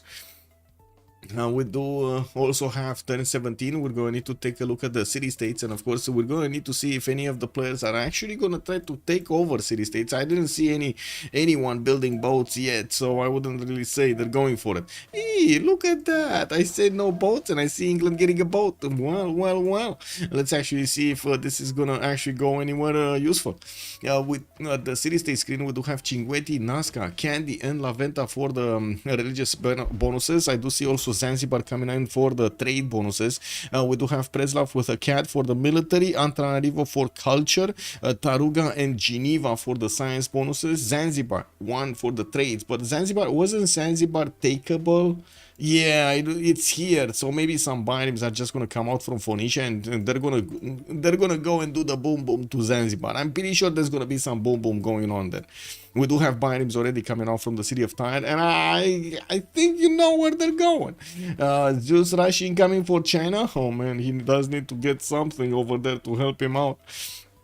We do have Cardiff and Brussels also for the industry available for them. Antananarivo, one single science, one single culture city-state in the game. It's in the desert southeast. Doesn't like his pawn. It is what it is. He's kind of a sad panda over here. And that sounds like that looks like Australia. Doesn't it look a little bit like Australia? Oh, anyway, a little bit, just a little bit. We do have Rome over here also sending his third city towards the north. That's in the direction of England, and of course they will probably set up those trade routes later on. I guess the question is, will actually England get to pillage those trade routes, or they're gonna be fine? Rome already has the road connected. Shouldn't be a problem to get to move units between the two cities. And I do see a warrior that's arriving next to Liverpool's borders. That means he saw where Elizabeth is. Where is she living? Where is she staying? So we'll see if he's actually gonna gather some more forces here, muster his strength, and get those units to Liverpool. Let's see, do we have Mapuche going bronze? Woo! We got Mapuche going bronze. Well, let's see if China is going to manage to withstand this attack. He's going for his archery, getting his craftsmanship out. And I do see Soka over here is also going to get his bronze working out in 2 turns on the north side of Mapuche. We do have some more pantheons being chosen. City Patreon Goddess, for example, for France, which is going to get a 40% off towards a district, the first district in a city. Not bad as a bonus. Has the possibility to also go Temple of Artemis, which is not going to be that bad, but not amazing either. Like there's going to be like 1, 2, 3, 4, 5 tiles. Yeah, that's pretty good. That's pretty good. No, not that bad. Not that bad. Anyway, more cities in the south. Not a problem to settle north. Also possible at Tepenaki City northwest. We'll see what is he going to choose to do over here. South Indonesia. Where is he? So he did place Surabaya on that 2-1 base. He does have God of the Sea as a pantheon, getting his monuments out. And the question I have, is he going horseback riding? Because if he's going horseback riding, we might have China over here in a bit too much of trouble to actually keep his borders, right? And both of them, as you can see, are going for archery. TRT going for archery, Yogtrial going for archery, while Soka over there in the north is going to try to get something done to hold Mapuche, or at least take away his attention there. No pantheon yet for China. Dido, no pantheon for Dido. Second Byrim on the way. Ding ding. We do have Elizabeth, God of War and Plunder. 1 extra point of animals on his harbors, and I gotta say, I do have no scientist with, you know, like no Hypatia. There's no Hypatia here. In the animal screen, we do have the free melee one. Trung Truck permanently reduces. That's not gonna be a good general, but I'm pretty sure both Mapuche and Captain de Medici are still gonna try to actually get the generals anyway. I do see Rome is going to deviate a little bit from his units to go for irrigation here, and we do have him just standing with a builder to weigh the improvements for the spices. Can you imagine? Can you imagine how much he drooled over here on those spices? Bob, not a robot, definitely didn't want to go to war without a full belly. I mean, would you? Archery Indo. Yeah, I think he's going horses, guys. I think he's going horses. That's how it feels to me. He's getting a few of these galleys out, and I gotta say also the fact that he did place 2 cities on the coast does give him +4 faith. It's not gonna be enough to buy a lot of boats, but he might actually get enough to buy 1 or 2 extra galleys for free with that faith to actually go for Cardiff here to the west side. Third city from Mapuche on the coast, so he can connect his economy with Gitarja when he can. And we do have China starting to actually put those builder charges to work, getting some horses improved. We'll need the diamonds going, and I gotta say he's gonna need bronze as quickly as possible. He's actually going horseback riding in 9 turns. Oh, he might not get a general here. Oh well, a third city placed in the south, freshwater, coastal city, not a problem. Dido is on the other side of the coast. They might actually get to trade with each other. This is not something we took into account, right? Dido can put a city in between them and get some trading going with Reina in there. Also, I do see Liang is starting to appear in the series. Phoenicia, for example, did get to plug in the first one. He's gonna get the extra food bonus and extra production bonus on these tiles. Also, the extra builder charge gonna be awesome. We do have England also. Wait a second, he's going harbors, right? Yeah, he's going. Wait a second, Celestial Navigation in 7 turns. Whoa, it's gonna be boosted next turn by Dido. He did get his boost from the improving the 2 resources, while Elizabeth didn't build a single builder to actually improve these. for a city out from Rome, finishing his campuses. We do have Rome on 9 science, 9 culture versus Kylax 6 and 5, and I do see he's on 24 points of production only. Gotta say, he will need to get that extra population going, because this is not how it should be. A lot more needs to be acquired. Now we do have in the north also England not managing to get a Pantheon. Okay, wow. Triple encampment setup from France. Triple encampment setup from France. I mean, this. If this is not commitment, I don't know what is. Triple encampment setup. We do have him with the trader ready. He's getting his first 2 encampments in 2 turns, and I do see him about to improve his marble tile for some extra amenities. The trader is going to build a road pathway between La Rochelle, the front city, and Paris, and I'm pretty sure he's going to want to get a city closer to his opponent here. While also Mapuche is starting off on his 2 encampments, he's going to slowly get them done. He pushed back the scouts of his opponent, pushed back the units of France also from his borders, and I do see his scouts are still raging over here with the cats all over the place. Oh my god, man, they're making so much noise. Actually, poke because +3 and +4. Wait, double campus opener Indo. Where? Oh, he did get this one, right? The +3 over here, and this is a +4. 11 science, 7 culture. He's horseback riding 4 turns. That would be 3 turns faster than Yogtrial, but that wouldn't actually give him the time to get the units to Jiaodong in good enough time. Maybe they do have enough gold? No, they don't. To buy a horse. What is it? Buy a horse in Surabaya. 1, 2, 3, 4 to attack into Jiaodao. That's kind of like cutting it close. That's 1 turn over. Then China might actually buy one of his horses in there also. Cutting it close. Anyway, archers coming out from Mahapahit. Moksha establishing the capital. And while I do see at the moment no governor for China, he still did not finish his Stonehenge. I gotta also point out his holy site is being built here in Jiaodong in 6 turns. That's a long time. That's a very long time. Daido putting his cotons down. Liang plugged in. Liang plugged in also in Manchester. And this, I gotta say, this city doesn't have a lot of resources. Is this even worth 1, 2, 3, 4, 5, 6, 7, 8, 9? Oh, well, I guess it is worth with the fishes in the 3rd ring. Yeah, I guess. I mean, cutting it close. Anyway, Royal Navy dockyards are gonna get to finish here. He's gonna get to have custom, and you do see how quickly he's building them. 1 turn, 2 turns here. While in the north, Rome is defending his campuses from his opponents. We do have him getting that 430 out in 2 turns. Moksha, he chose to go Moksha in the capital city for more culture. And we do see him on 12 science and 15 culture at the moment. Still no Pantheon on England. 4th city out, getting Royal Navy dockyards from each of his cities. Did finish the first one in London and got a boat to explore here. He does have a city state to take out Brussels, which is a very bad city, very bad. I don't know if we can actually get a worse city than this. What do you think, guys? Can there be a worse city than this? It's a 2-2 base with 3 tiles of 2 tiles of tundra and 1 tile of snow, and the rest is coast. Can there be a worse than this? I guess a full, like, snow city could be worse than this. Oh well, it is what it is. It is what it is, guys. France still finishing that, improving his horse tiles, and of course getting that resource, the strategic resource in his empire.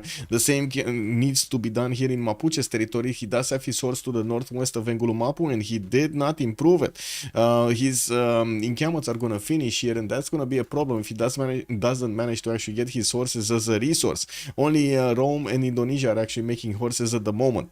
Did choose to go for God of the Forge as a Pantheon. He's going to get that extra production towards his building of units, and that is going to help him out with the threat here, China. We do have monuments coming out from Surabaya. Gavron Plaza from Mahapahit did not go for an encampment. TRT is probably just going to go for some horses, and that's about it. And I gotta say, wait a sec. Oh yeah, Yogdrial is still on horseback riding. He's trying to get the horseback riding. Can't be bad city with coastal resources. This shipyard will make it okay. True. Battle cruise over here looking at the good stuff. The positive side, yes. Brussels is pre-built for Unmutes and Scott Station. Yes, sir. Yes, just get it in there. Get it in there. Or maybe, yeah, put it over here. Just make it, you know, big. Make it big. Do we have more Pantheons? Initiation is chosen by China. Whenever he's going to build a unit, he's going to get some faith from. And I gotta say, he does have another tile here of a horse to improve in Longxi for more strategic resources. Liang did get plugged in over here. Moksha got in here. Moksha is also getting in London for that extra faith. And I do see he's going for another city in between the mountains on the Niter tile. He's going to want to settle. Getting a few more builders to improve his cities. While we're getting very close to the next era, we're going to need to take a look at the era score getting acquired here. And Portos is 14 out of 19. Oh my god. If wait, he did... That's with the Shemamul? No, that's without. He just got a Shemamul here next to Mamul Mapu and made that 18 out of 19. Very good. Starting on his encampment training project so he can get a general. I gotta say it's France also that's gonna start to acquire quite a few points there. And I don't see him yet putting projects into the production queues, but with 3 of these, he might actually do it. He might do at least 1 or 2. Gonna get his iron improved also, moving for the second marble that he could trade away and getting a few more builders. We'll see if he actually manages to get to horses in good enough time, because I do have to point out Catherine de Medici right now is moving for pottery and not actually discovering horseback riding. That might be a problem. Tilted Nice, I love the map. Yes, plays cat games. Good evening, sir, and welcome. Predicted L Warrior Monks and Defender on China. Oh my god, Warrior Monks are actually going to be quite funny. They're going to be quite funny. What do you mean? It's going to be amazing if he's getting Warrior Monks. Wait, did Gitarja? Oh, okay. Gitarja actually moved away from getting his horseback riding, right? He's on bronze right now. Getting another galley in his capital. Where are the other ones? Okay, he has 2 of them. That's it. So he just got the shipbuilding bonus and that's about it. Okay. More pantheons. Goddess of Tides here for the extra culture on the coastal resources for Dido. We do have him getting a government plaza in 1. Lighthouses here in the city of Byblos. And, well, we do have him with a few builders. Governor... England. God of War and Plunder with that, with the builders coming out from Manchester, will get the opportunity to finally improve his horses. And I gotta say, there was something happening here in Birmingham, because he did manage to get 2 of these 2-3 tiles. One of them a deer and the other one... No, it's just is what it is. He still doesn't have a city state to take out though, and I'm pretty sure he's sad about this. Now we do have the 2 boats of England meeting in the Adriatic Sea, and of course we're going to need to see if more boats are going to be made. At the moment, Elizabeth doesn't know about the position of Age of Empire, but Age of Empire knows about the position of Kailak. Magnus establishing in Antium, 4 tends to go, more builders coming around, and Rome does have quite a few chops there. We didn't see him yet discover bronze, but he's getting it next turn, and of course going for military tradition. Now the question is he actually gonna have enough time to get all of this done? Another campus being built in Arretium did put that coastal city, and we do have it with a +3. Did he just get a pantheon? Lady of the Reeds and Marshes. Ooh, I smell an Etemenanki coming up, no? No, oh my god, Nazca and Antanarivo, such trolling CSS, yes, I know, right? They're just off the coast over there. Yeah, just 1 tile off the coast. Yeah, not allowing England to... Yeah, you can't touch me, bro. You can't touch me. No touchy today. Yeah, well, it is what it is. More encampment training projects coming out here from Mapuche. Just finished 1, and I gotta say, France just got a project, just got a builder, not a project. Now we do see China was putting one of his warriors in the borders of Mapuche. Mapuche not gonna have any of it and gonna take it down with his archers and warriors. We do need to see also China here. What is he? 6 science, 7 culture. Still didn't get his religion, but I think he's just a few moments from actually getting his religion. Divine inspiration and sacred places, right? Divine inspiration and sacred places. I believe those 2. No, he did not go for sacred places. He went Defender of the Faith for the +3 over here on his defense with the World Wonders giving him some extra faith generation. Of course, he only has 1. My god, if he would have actually had the last pawn, this would have been a totally different game, no? We do have Indonesia with a few archers coming around, putting down encampment from Surabaya, and by the looks of it also going for his irrigation. 16 science, 16 culture, 29 points of production only for Indonesia. While he did choose to go Moksha first in the capital, he's gonna choose to go Pingala second in Jambi. Yeah, also free SketchUp. Good evening, sir. How many continents do we have in this map? It should be like 4 continents or 5. Give me a second. 1, 2, 3, 4, 4. 4. Are you sure they're not 5? No, it's 5. With there's a purple one in the middle. No. This is purple also. Give me a second. No, it's 4. It's 4. Yeah. Is there another continent here, maybe? No? Yeah, it's 4. So red, purple, green, and white. Red, purple, green, white. Top right key shows 4. Yeah, there we go. Crans to the mid. Good evening, sir, and welcome. I just like to count. I like to count them. What do you mean? 1 plus 1 plus 1 plus 1. No? Croquettes de la Laya. Good evening, sir, and thank you so much for the follow. What kind of tilted axis map is this? Lancer is calling out the Eastern Sea is actually completely locked from the Middle Sea. Not really. They have like a one-tile passageway over here in the north where they could get a massive navy through. We're going to need to see if that's actually going to happen. Continental amount of players map dedicated is have to. Yeah. Well, I do see Phoenicia did put his improvements on Governor Liang, and already we do see the extra food and extra production showing up here. We do have England, Elizabeth getting Pingala in the capital. He actually moved out Liang from there towards the city of Birmingham now. Interesting. Well, I guess he's going to get that city with the bonuses. Why though? The city is worse, no? In resources, 1, 2, 3, 4, 5, 6, 7, 8, 8 actually. That's it? Okay. I wouldn't really say his capital was that booming either, but it is what it is now. Now, we do need to see Mapuche here. He did get his general, Trung Track. We got in the tech side, Mapuche 3 turns out from horseback riding. Yogdrial just got horses next turn, and Tierti is going for his currency, building up Warlord's Throne in 5 turns from Mahapahit. Looks like Indonesia is getting up for war, guys, finishing his encampment next turn. We do have France also making projects. He will recruit at least 1 general, and I gotta say, Rome also wants a general. Rome wants a general. He's getting the chops going. Next turn, Magnus is getting plugged in, activated. This is basically exactly, you know, like in StarCraft. You get big ship, it starts talking to you. Battle cruiser active, you know, like something like that. Anyway, East equals right. Yes, East is basically right. Yes.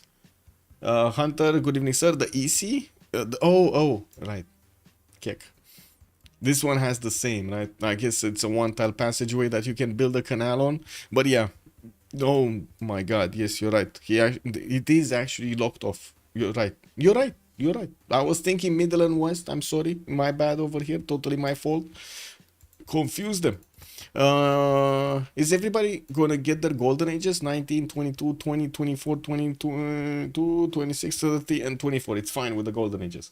The CS trolled him. Yes, he decided to troll us going Pingala, not Liang. Yeah, basically.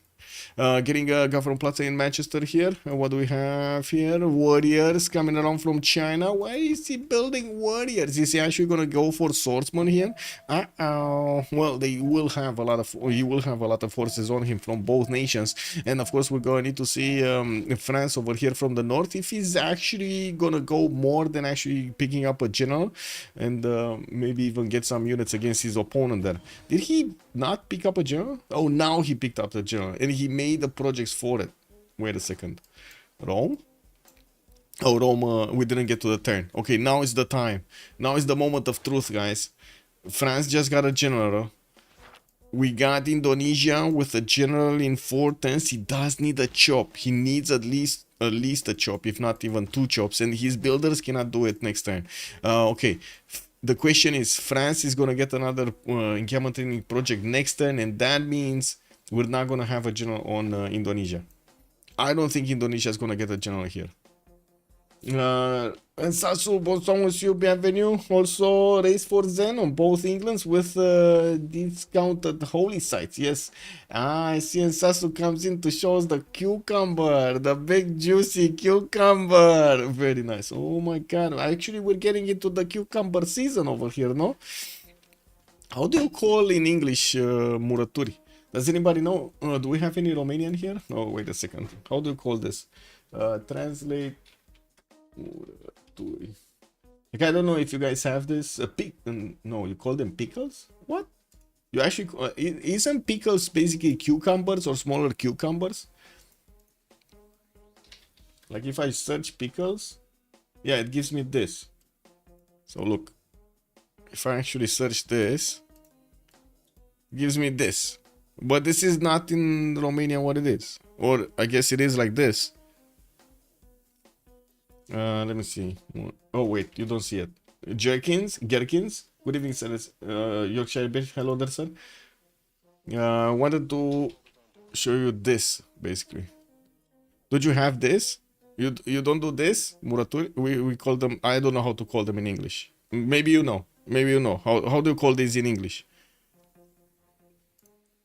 Like these jars with stuff.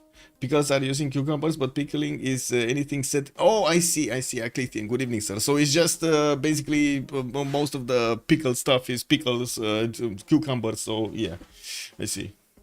Yeah, pickled vegetables. Yeah, okay. Pickled vegetables. That's the correct word. Okay, got it.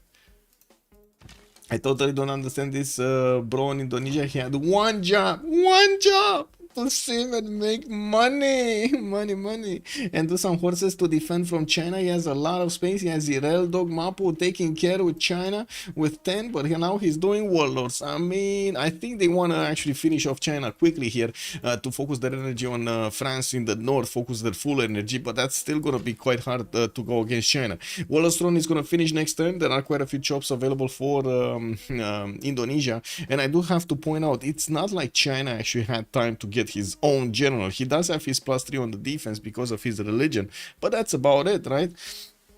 He's also gonna have, if I'm not mistaken, the Crouching Tiger, which is a very strong unit. Anyone miss Golden? I don't know. No. Nobody missed Golden. Let's take a look at Lotaro here. With 9 science, 11 culture, he went for Drums of War Golden Age. He's gonna pump out his Government Plaza next turn from the capital. Not gonna give him any bonuses yet. And we do have him with more archers in the southeast, actually deploying on this river, spanning out towards the east side here. And looking at this, he's going for ironworking with military tradition. He doesn't have horses improved. Now he's gonna get them. And he only has a single horse style to work with. An unmanned city-state has been taken out, and that was Zanzibar over here for Phoenicia. Looking at Trajan, we do have 19 science with 30 culture. That's very big, very big. Rome did manage to recruit Sun Tzu, and from what I do notice,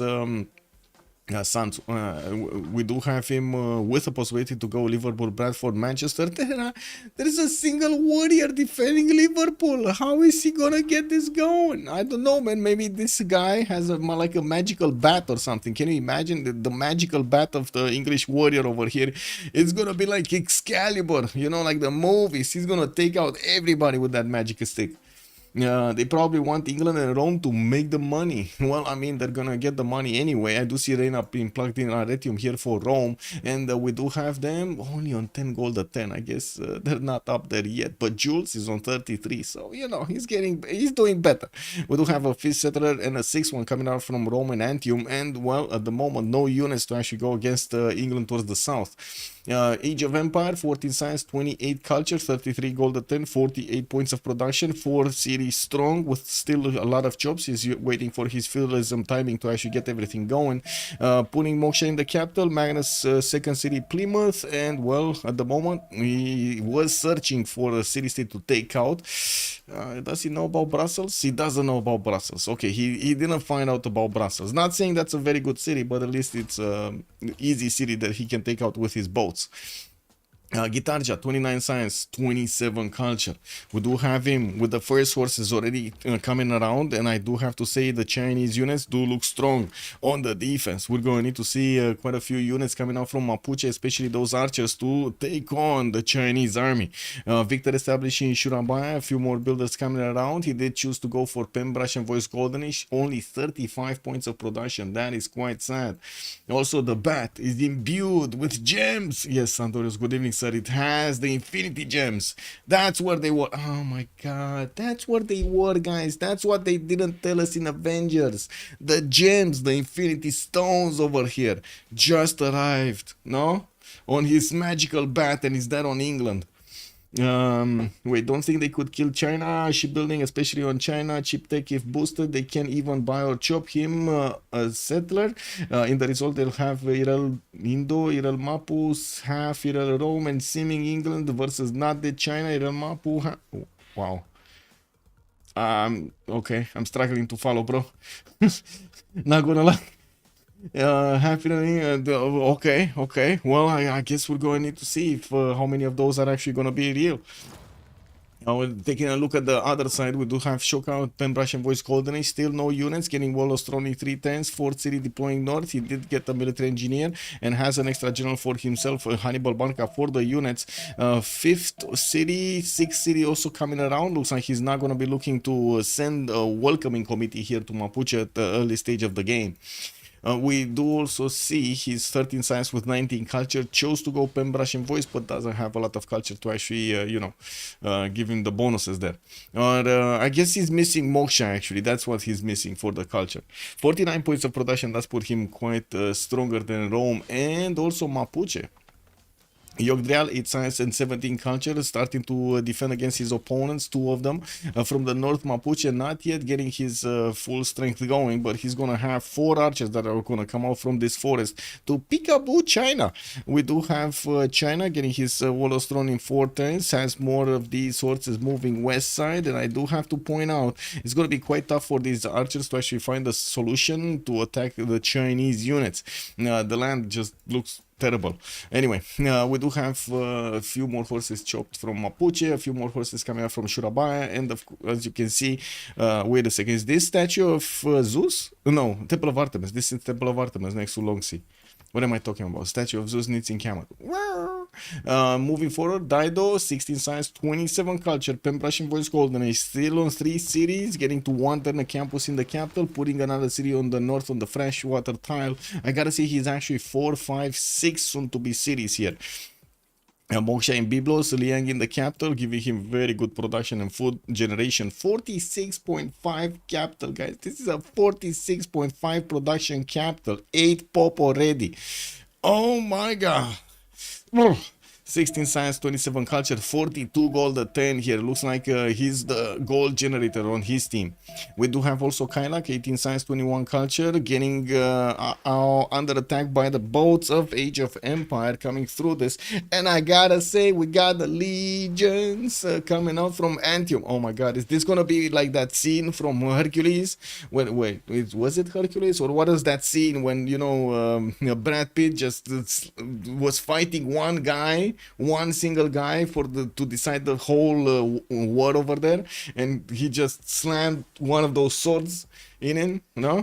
Does anybody remember that scene? China has no reason to fool Daya when Dido controls the sea. Yeah, true, but it's possible he won't go to shipbuilding. Now let's actually see. Maybe he's gonna get a city out on these islands over here. Yeah, he should not die. Troy, exactly, Normals. Good evening, sir. Exactly. You see, we got some cultured people over here. Definitely looking at a lot of movies. Yeah, pretty good movie, eh? What was it? Helen of Troy over there. Oh my god, man. Caused so much mischief. Oh my god. So many problems. So many problems, man.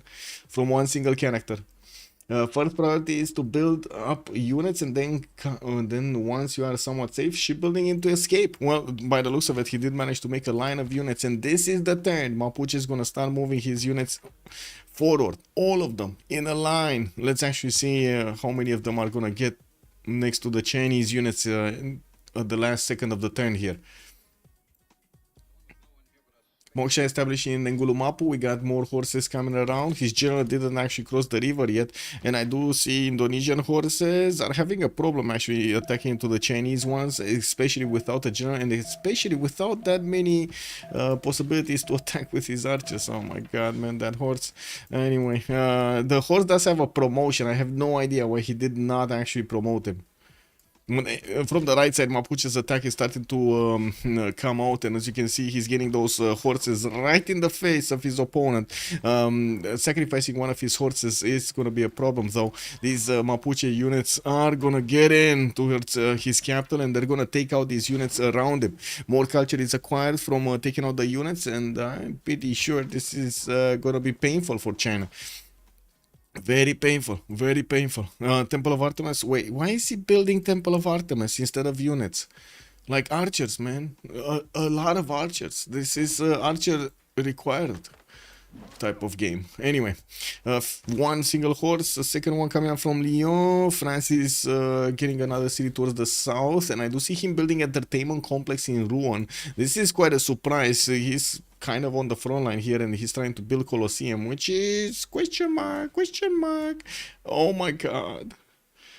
Oh my god. We got 1 and a 2 and a 3 and a 4 and a 5 legions that did chop other legions, and we do have settlers coming around here from Rome. Bob, not a robot, looks like he's gonna beat boop his way towards the city of Liverpool. Yeah, yeah, he's gonna beat boop the out of England over here. Kylac might not know what hits him. Let's go prediction, Tidos. Yeah, banger story indeed. Also, Blazecat Games. First, I did read that. Let's go prediction, Tidos. You are correct, sir. I should actually get the prediction for who will win. We do have on one side Lani Maleri, and on the other side we do have the Boomers APMs. There we go. 15 minutes is the submission period because we don't know what's gonna happen here. First Horsey coming around, kneeing against that warrior of England, and well, I guess we're gonna need to see if the Knights of Knee here are gonna manage to take that one. Oh my god, he even upgraded it into a swordsman and it still died. The legions are not discovered yet. They're still in the fog of war in the north. Kayak is not seeing those legions. They're gonna start appearing on his tiles really quickly, and looks like he's barely getting a swordsman out in 3 turns. Doesn't have a builder to chop. He has another swordsman coming from Manchester, but he never actually got a road pathway here between Liverpool and his main city. So this swordsman is gonna take so long to get to Liverpool. That I think will be a problem.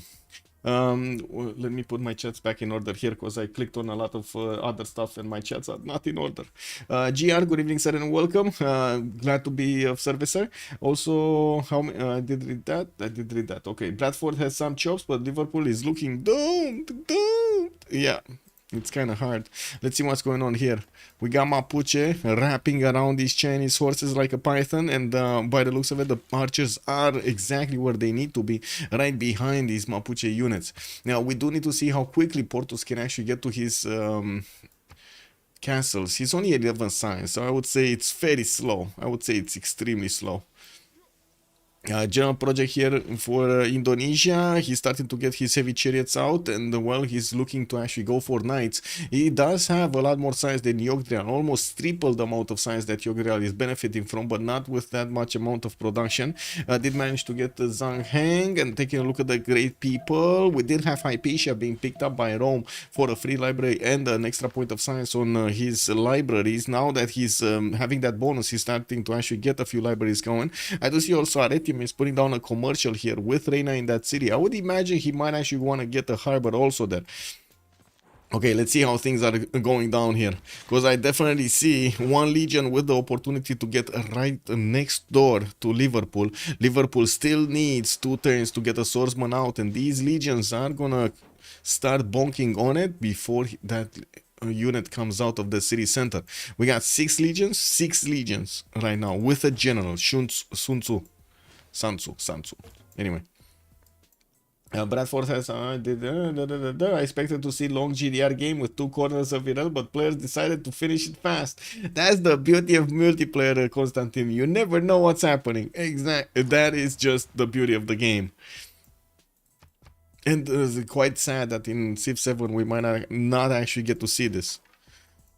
Quite unfortunate. Oh well, it is what it is. Hopefully we're actually gonna have a mode. I gotta say, if this is anything for Christmas that I want right now, is to have a mode in Civ7 that totally takes out the age system. Just throw it in the dumpster.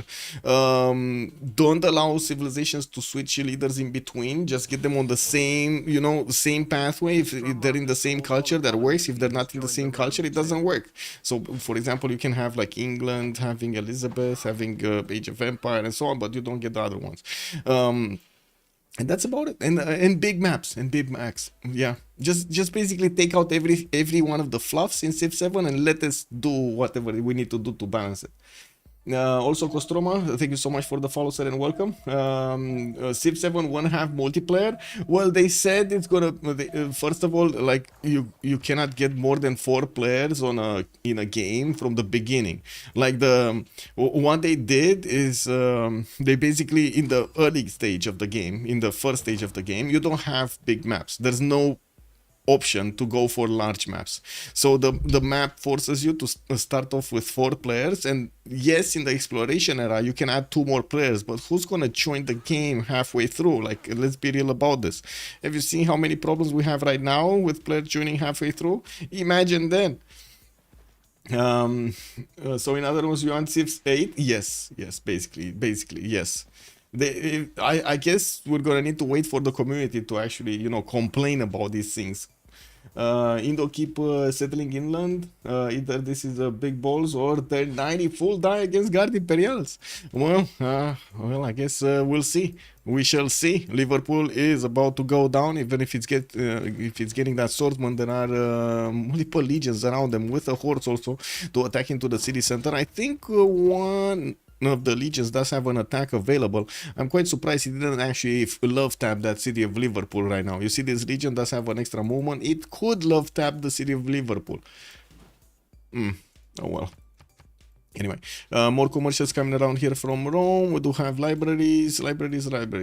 More science. What is France doing? He's also trying to get Temple of Artemis. Wait a second. They're just moving Temple of Artemis from one side to the other. Sure. I gotta say, it doesn't look like the city of Xi'an is gonna go down, and there are quite a few units around it, and I'm pretty sure China over there is gonna try to get to his Crouching Tigers.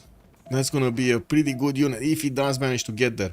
In the meantime, trying to get a few more archers. I don't see Indonesia pushing any more from the western side, and well, we do have Mapuche trying to pick up the slack here. The swordsman, along with the garrison strength commander and the defender of the faith, is making these units a bit too strong on the defense. We do need to see stats. Portos 10 science, Yogtrial 10 science. So it's only on Gitarja. If Gitarja can actually get this done. Gitarja did get to settle 2 more cities, Mataram and Ternate. And I gotta say, one city from Kailak has been taken down. We do have Rome successfully taking out the second city of England. And I do notice England is preparing his defense in Manchester and Bradford. While I gotta say, these coastal cities are probably not gonna survive for long, especially since Age of Empire here in the north is just gonna wait, very happy to get his caravels out. He did manage to get quite a few free boats that are just moving around the coast over here. Oh wait, he did actually send them towards England in the south. And well, I do notice we do have Hanging Gardens finished in the city of London, the holy site in Leeds, but still no religion yet. He did choose to go for religious settlements. We didn't talk about this bonus, by the way. We didn't see this bonus. Religious settlements. And he's already on 2, 4, 6 cities with a city on an island. Could get another city southeast on the island with the takeover of possible Brussels over there for a city-state. Now, moving a coastal city on the western side, he's still not going to have access to the main cities here, to the main coast. It's just the wash, an inland ocean. What about the Zen race? What Zen? Wait, what? Zen race? Zen meditation race, you mean? I think it's gonna be picked up by England. Also, SAPs, no need for Civ7. Yeah, basically. We already have our own Civ6. Yeah, basically, yeah. Pharisees don't care about small multiplayer community, just enough to look at comms under their posts and see that all people want to see is their favorite leaders or nations, nothing more. I mean, to be honest, in this day and era, unless YouTube and Facebook and whatever, Instagram, whatever machines are not going to take out the bots, we have no idea which one of those comments is actually real. That's, I think, the biggest problem with YouTube right now. You have no idea which are the comments that are true or not. I don't know if you guys saw what happened in Romania, but our elections basically got snapped in half by the social media, and it's not only TikTok. They found out that it could happen on YouTube, it could happen on Google, it could happen on Facebook, Instagram, everywhere. Hello, you beautiful people. Jargonat, hello there, sir, and welcome. Good evening. Yeah, France just left China to die. I mean, France did send a few horses to Ngulumapu, and it looks like Mapuche is putting some defensive units there. Portos was getting a, how to say, a settler out, and I do see Indonesia did put a few coastal units, I guess, galleys over there. I was thinking maybe he has somebody to go against, but there is no coastal city from France. We do have also Mapuche getting his horse inside of the borders of China, so he can take out that Wallace Throne and the Gavron Plaza. I guess he will have the opportunity to do some more damage here, but he's closely followed by other Chinese units. We do have a few more of these units here, a few more archers coming around, but they're not doing enough. They're not doing enough. Yeah. Oh well. The city of Xi'an did manage to get the walls, and that's going to be a bit too tough to actually go through, especially without a catapult to make it work. Anyway, Mapuche is still going to have the extra +5 against France here, even if he doesn't have a general. France does have one, and he also has an extra +3 intel on opponent's movements. And hello, sir! Thank you so much for the tier 2. Thank you, sir. Zero Sar retained his knighthood for 24 months. Recap? You want a recap? Not looking good? It's saying, yeah, BlazeCat Games is saying not looking good. Okay, recap, really quickly. So we did have, from the beginning of the game, the players started to actually find their footing on the map, getting their second and third cities out. China did manage to get a religion and found out quite early that he's going to need to take on Indonesia and Mapuche at the same time here. And looks like he's doing okay-ish right now with Defender of the Faith. Is doing okay. In the north side of this western continent, we did have also France managing to get the generals with the projects, and is pushing Mapuche a little bit to take away the attention of Mapuche from attacking into China, relieve a little bit of pressure from his ally. On the right side, we did have the attack of Rome going through against England. Rome did manage to get the general stronger units like legions, for example, appearing here. They do both have oligarchy, and I gotta say Rome is managing to get a lot of cities in behind all of this. With Lady of the Ridge Marshes, he's also putting down a Temenanki in the city of Ostia. He did also get to set up his coastal trade routes already between Rome and London, and we do see the traders are starting to connect to each other. 50 gold and 47 gold on each, with Bob Not a Robot benefiting from 47 and 45 points of science and culture. Beautiful. Also, wait a second, 2 years? Yes, 2 years. Can you imagine? Thank you so much, sir. Also, Eclesian was saying it's not, but it shows the commitment of the players. 8-year-old game still going strong because we love the game. If the devs put some effort into make the MP experience better, I bet it could be 10 times what it is. Yes, I would bet that also, Eclesian. But narrow visions are narrow visions. You can't fight them, you know. It is what it is.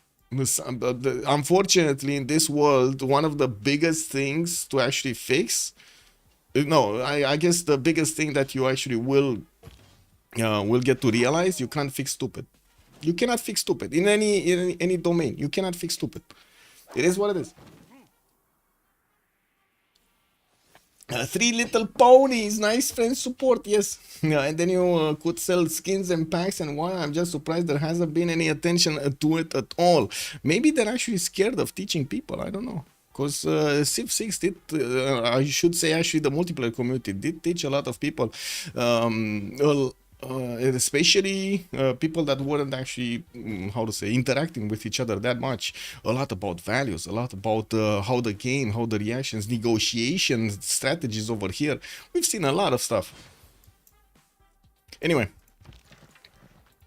We do have Warlords thrown in Xi'an coming out next turn, and yes, we do have another 2 encampments also finishing for China. He's going to need to get the walls so he can actually shoot with those. He has Indonesian units moving from the west, and I do have to say some more archers are coming up there. We do have heavy chariots also next to Mataram, and 2 turns for an encampment training project to finish in Indonesia. He's probably going to get another one of these, general like this. Ethelfred is going to be the next one. In the merchant screen, I do see France, Rome are starting to make some points, but nothing incredible there. And I do have to point out Bob Nataroba does have a few problems with his units, but he did manage to bonk quite a few of the English defenses. Now we're going to need to get to see if he's going to manage to... Wait a second, did he just... Is that a mine or a... Yeah, that's a mine, not a...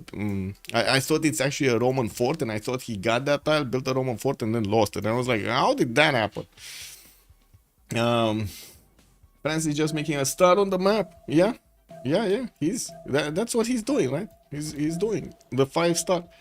In theory, yes, but I'm not sure they want to work on this just for an if. I mean, there's not really much to work on, Saps. You know, to make a leader, it just takes you like, I don't know, 2 hours from start to finish. Like, let's be real, guys. I do have to say, with all of the tools that are coming around, it is incredible to see how much of long time it's taking some devs to actually put stuff going when they could just do it so quickly. It's incredible. Anyway, I think France sacrificed a lot of momentum pushing back into... Oh, and one example is actually take a look at Path of Exile development. Look at Path of Exile development. They're actually going to show us how they're going to get this game to an official version in like, what, 2 or 3 months? They said, right? They said they're going to get it in like 3 months, and it's just 010D right now. 010D early access. And there are like 200,000 people playing it right now. Not sure if you guys saw this. Let me see. SteamDB. Let me show you. Not this. Charts. There we go. Yeah. Did I you see it? Yeah.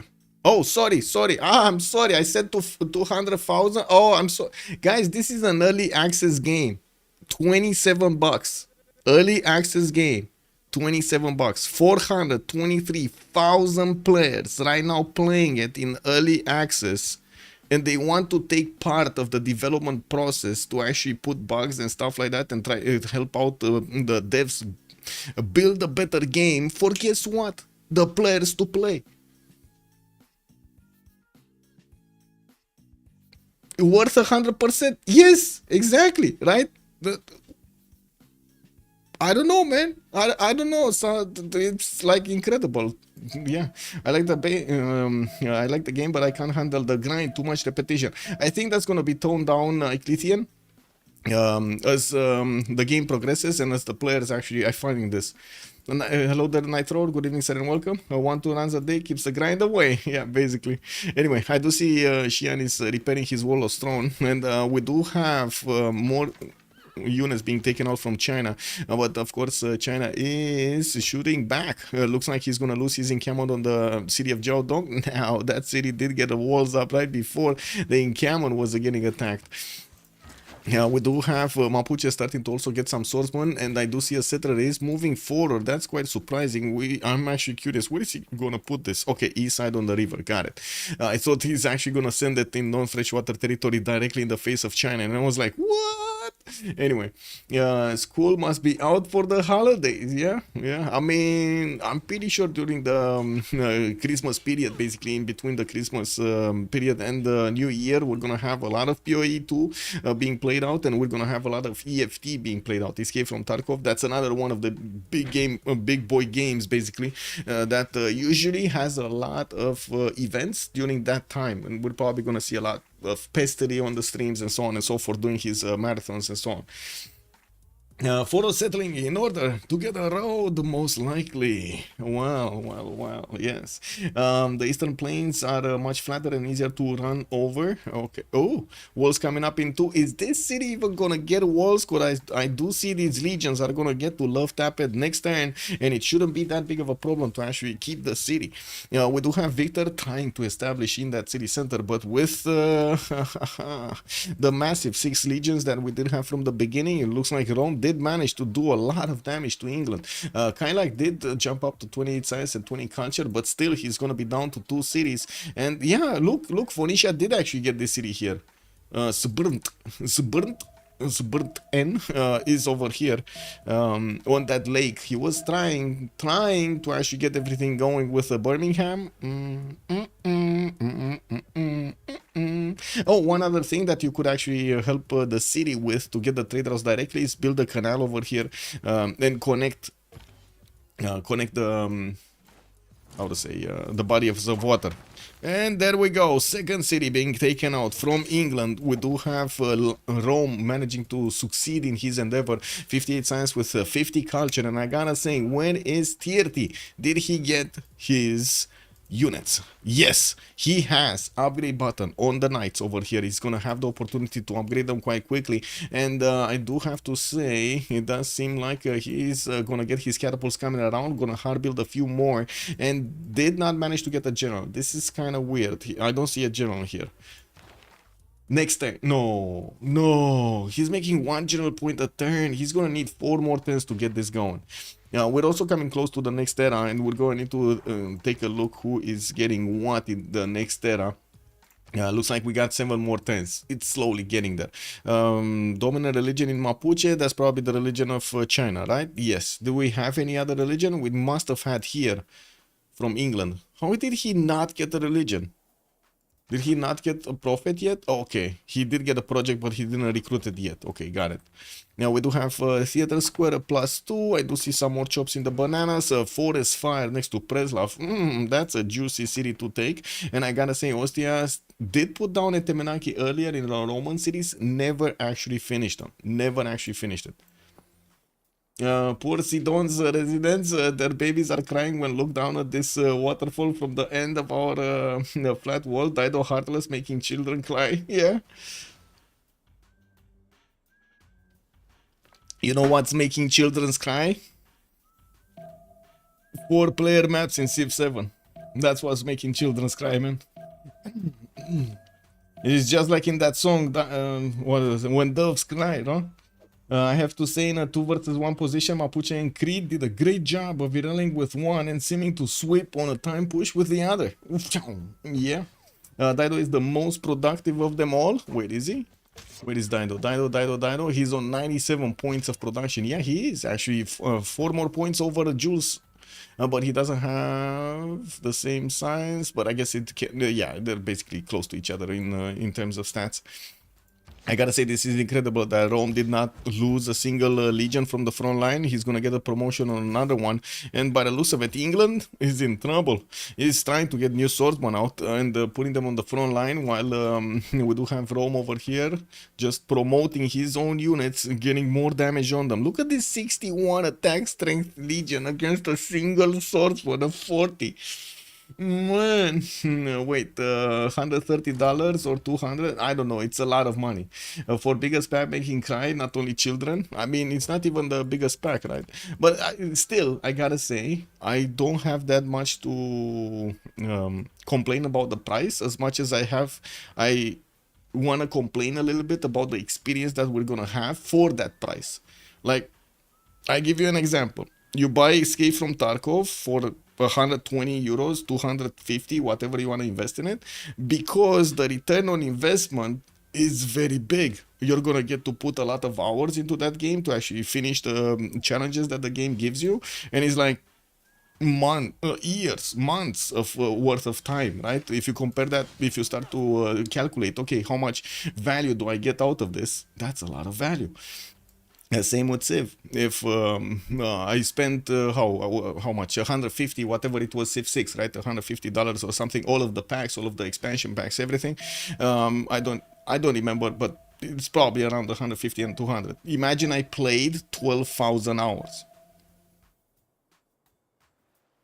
That's a very good return on investment, don't you think? That's a very good return on investment.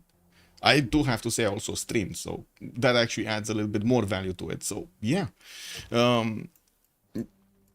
I think that's how the players are starting to actually think. Not all of them, but a lot of them are starting to actually make this balance in their mind. Okay, I buy this. Do I give this price? Do I actually pay this price for how much hours I get to play it? If the game is like gonna be $60 and it only takes me 8 hours to finish, why would I ever pay those $8? Sorry, $60. No, why would you ever pay it? Why? It's not impossible for boomers to win, though. If Dido can get massive, but Elizabeth is not gonna hold much longer, and then those legions are gonna move to Phoenicia. In the Western continent, there is also hope if King can escape. Now, the question is he gonna have the time? We do have a catapult already from Mapuche. Getting into the borders of Xi'an did take out the walls, and I do have to say the knights from Indonesia are also starting to appear from the western side. These horses of China are not going to have a good time defending against the knights of Indonesia, especially when he's going to get the general also. Konstantin was saying Civ6 will cost only €100. Imagine base Civ7 game 130 euros and dollars. I mean, and every year DLC for $50. Yeah. Wait, do we have some numbers on Civ7? Like in SteepDB, do we have some numbers on Civilization 7?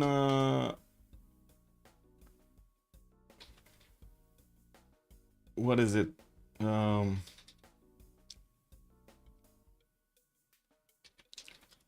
Order of the price history? No price history. What was it? Not pre-purchase. There was something last week orders or something. Stream chat. There was something on SteamDB that showed us. Let's see.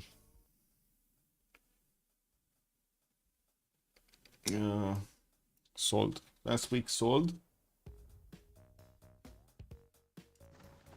I forgot where this is. Like we can actually take a look. You know, like how many of them are actually getting. Wait, Croques de la Liaya, good evening, sir, and welcome. Minimum gonna be 60 or 70, like every other game nowadays. What do you, wait. I need to put up Path of Exile again. What do I mean, whatever game? It's only predatory games that are doing this, no? Look at this. Look at this. I don't know what you're talking about. Every other game, Counter-Strike 2, it's $10 or something, $5, or even. Isn't it even like free? Path of Exile 2, $27, most played, 418. Dota 2, free. Marvel Rivals, oh my god, so many players are playing it. Banana Rust, is there in? I guess it's GTA 5, which is still there. That's 100 or something. Baldur's Gate is also 100 something. Banana is PUBG is what, 60 or 50? I don't know if there's any game over here over 100. Is there? Lost Ark maybe? I don't know the prices of these.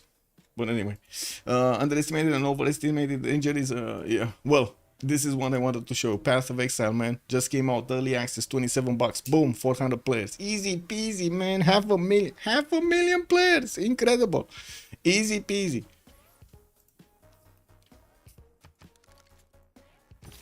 Yeah, hindsight is 2020. Lizzie made a judgment many would have made. Yeah, underestimating an over large danger is a very common mistake and a difficult judgment to make.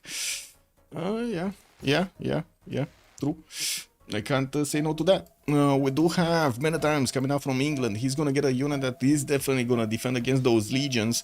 We do need to see him receive some more money over here, but I gotta say his last two settles are on the coast on the right side, and we might see at any point England come in, swoop in to take him down. We do have 3 more turns until the next era, and I also want to say here Portos 38 out of 48 looks like he took down the Chinese capital. He actually nailed it, and I don't see a safety settler on the coast here. Looks like Mapuche is gonna get counterattacked. He might actually lose the horse inside of it. We do have swordsmen and horses ready to go to enter the city's borders to retake it. And from the west side, Indonesia is coming in with knights, catapults, and horses with archers, getting into the borders of China over here, wrapping around to give these Chinese units the kiss. The kiss. Wait, Lizzie's goaded? Who's Lizzie? Wait a second. Who's Lizzie? Oh, Lizzie Elizabeth, you mean? Okay, I got it. I got it. She must have prioritized to the tech. Yeah, China's cooked. Not enough science to reach the shipbuilding in time. We'll see. We'll see. What do we have? Him. He's on minus 21 gold. Yogdrial here, 9 science and 8 culture. And by the looks of it, in the tech side, he's going for military tactics. But man, he lost quite a bit of population in the capital. Lost that also. How do you call it? Wait. How do you call it? Come on, how do you call it? Governor inside of it. Wasn't it Liang or something, or was it Moksha? Anyway, one of those. Meanwhile, Mataram without heals. Who needs heals? Who needs heals when you have knights? It is what it is. He's getting his extra lighthouses here. Consulate in Jambi, and I do have to take a look at the era score, right? We do have Trajan managing to get his golden age, 54-51. He's getting pushed back from the English territory slowly but surely. And we do have Jules, 44-50. This is the problem. He needs 6 points. He's getting horses out. I do see he's starting to explore the wash over here on the west side with Norwich being settled there. He's also putting that campus in a +3 position to the north, but I think he already got a +3, so it shouldn't be that big of a thing. Or he didn't. Wait a second, he might have not did. Yeah, I don't think he actually did. Oh no, this is a +3. Okay, never mind, this is a +3. We do have Indonesia also needing 10 points. By the looks of it, he's managing to bump out a few more catapults and working on taking down the Chinese units, while we do have Mapuche with the ability to take down Xi'an again. Unfortunately, he couldn't take out also the Chinese unit, the swordsman that was inside of that city center, and he's gonna lose it again. That's a problem. He can't just keep trading his units like this away, but I guess both of them are actually losing. Actually, no, he just lost a unit, and China did not. That's a problem. Anyway, France, 55-51, gonna get his, and we're gonna need to see how he's gonna manage to get to castles. He's 3 turns out, mercenaries finishing in 1. We're gonna need to see a lot more horses coming around to get to upgrade into coursers and actually go against Mapuche here. Doesn't seem like he's interested in doing this, just keeps a few horses on the tile of Mapuche for horses, and that's about it. We do have China going dark, shouldn't be a problem. Actually, he's 3 turns off from getting golden. Wow, 3 points off from getting golden. That's good. That's good. Can he get somewhere? I guess shipbuilding is coming up in 6. He does need a settler though. Anyway. Oransi, 54-59, does need 5 more points. 5 points here. He's on 2, 4, 6, 7, 8, 9 cities. And I do see the Roman legions are actually starting to go towards MTW. Maybe they can do some pillages. Why not, right? They do have a general. They have the spirit of fighting. So let's actually see them appearing there. Let's see. What do we have next? Kailak, Dark Age. That's actually unfortunate. Only Catherine de Medici managed to get enough points for the Golden Age from the side of the Boomers, while Animalerie is gonna have Portos, Golden, Bob Natarobot Golden, Jules 2 points off, Tierti 4 points off. Let's see, Jules, can he get it? Can he get it? +3, yeah, he's gonna get this one in Leeds, right? He's gonna get the Splendid Theater Square. This wasn't a Splendid when he built it, and I think he's gonna get the 10 pop also in the city of Plymouth, so he's gonna have 1 point from that and another 3 points from the Theater Square. It should be more than enough. This is peak unproductive Indonesia gaming. What? Man, disrespecting Indonesia like that? You wouldn't tell him that to his face? What is this? He gonna build a settler though on, yeah, winnable if Dido hits golden. Let's see, can he hit the golden though? He's 1 point off, so I think there's a very good chance that he's gonna hit. Fat finger, what? He fat finger something? What did he fat finger? D-stack Joe Dong? What? Oh, this the horse. I see. He needs to get the horse out of the encampment. Look at Mataram and the Ternate production. Mataram is 4. And what did you at Ternate? Ternate is 5. Oh my god, man. Oh my god. Anyway, I guess, it is what it is. He does have some horses to improve, at least in Mataram. One of these jet tiles, that would make for two good stuff. Bananas here, he does need to actually buy out more tutus from for that city to be workable. Anyway, it is what it is. For the ministry in 5 turns, in 6 turns, no, actually, no. He just switched to intelligence agency there. And we do need to see if Mapuche is going to manage to get more units here in the south, because right now I do notice he's actually building up campuses and another encampment here from Wente Mapu. Not really getting those units out. He does have 2 swordsmen that could attack, and they should have more than enough damage, especially with the catapult strength, to attack into that city and take it down. Yeah, they should. He should actually last move here and take out that swordsman alongside with the city, because this swordsman, man, is dangerous. It's very dangerous. And if he takes down the city a few more times, it's either him or his opponent that's going to lose the units there. 16 turns for the Temenaki Nostia. We do have some units from Jules coming towards the south, probably for Preslav. And I do see Rome is going to help out with some horses as well. Rome did move towards MTW, but I don't really see him actually doing enough damage against the city center, or at least not yet, to take that city down. With Maritimes, Phoenicia does have a strong enough defense here. Are we in the turn before? Yeah, we're 1 turn off the Golden Age. Warlord's Throne in Manchester for England. The other England, Age of Empire, still not building boats. He's building horses. I would have hoped actually he's gonna get, like, he doesn't even need that many, like 5 probably caravels and like 3 frigates are gonna do the job. He just needs to get them, right? Pre-builds and then invest into that technology. And I'm pretty sure he's going to want to go top 3 anyway, so he can get industrialization quickly. Jules is going for Patras, so he might as well put a few boats in the water here. I think actually he doesn't even need to pre-build the galleys, right? He has 2 of the 3. That should, yeah, 4. He has 4 galleys already pre-built. It should be fine. Okay, era score. Oransi did manage to get Golden Age, Kailak is Dark Age, Normal Age on Yogtrial, and also Shoka did get a Golden. They do have Yogtrial bleeding a bit of gold, but it doesn't look like it's that hard. Looks like he did lose again the city of Xi'an, and we do have China trying to get it back, or at least putting some units to get it back. Mapuche did well to actually get his swordsman out of the way there. I do have to say we're going to have a pause for 2 minutes when we're going to have the World Congress session. I think I need to actually... Wait, do we have 2 spectators? I think we do, right? Ola Ketalamido is the second spectator? Yes, he is. Okay. Yeah, maybe that's about to take the Red CS next to Dido. Next to Dido? Wait, oh, this one? A cat? Okay. Oh, that's a Mapuche city. That's a Mapuche controlled city, envoyed city. Okay. And look how quickly these units just fell apart. We had like 6 legions, we got only 3 of them available. Yeah, the rest of them died. What's the religion of England though? He did manage to get a religion. That's TikTok. Zen meditation, there we go, he got Zen meditation, he won the race. Stewardship also for the extra science on the campuses, extra gold on his commercials, not that he actually has that many commercials, but he does have one, it is what it is. While Aretium is still 6 pop, he's actually going to need the 7th for the harbor, and the Temenaki is going to soon giving some bonuses here. It does need to improve quite a few of those tiles, invest a little bit more into this, and I gotta say, they actually have the gold. L'Animalerie does have a lot of gold per turn. 100 on Jules and 90 something on Rome.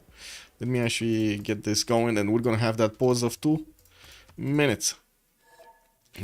Oh, what pause? They GG'd the game! Throughout the ages.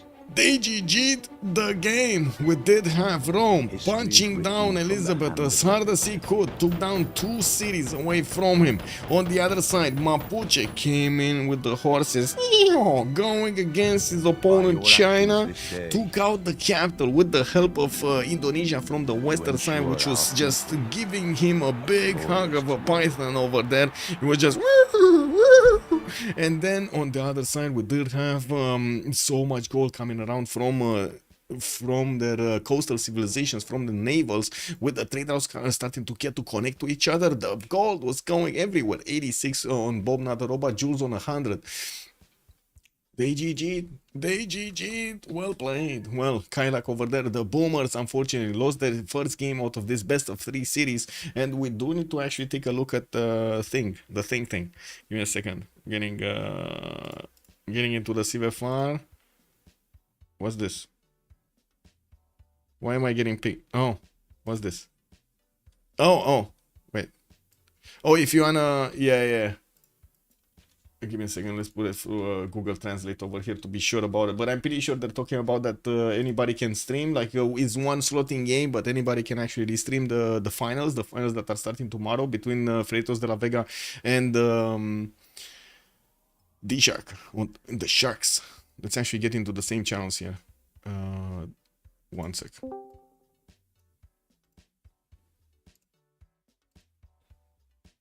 Mapouche et Kinshi Free Sim, en fait, eux, ils ont une condition de victoire. Moi, je suis juste une défense, un deny de condition. Je suis pas une condition. C'est ça.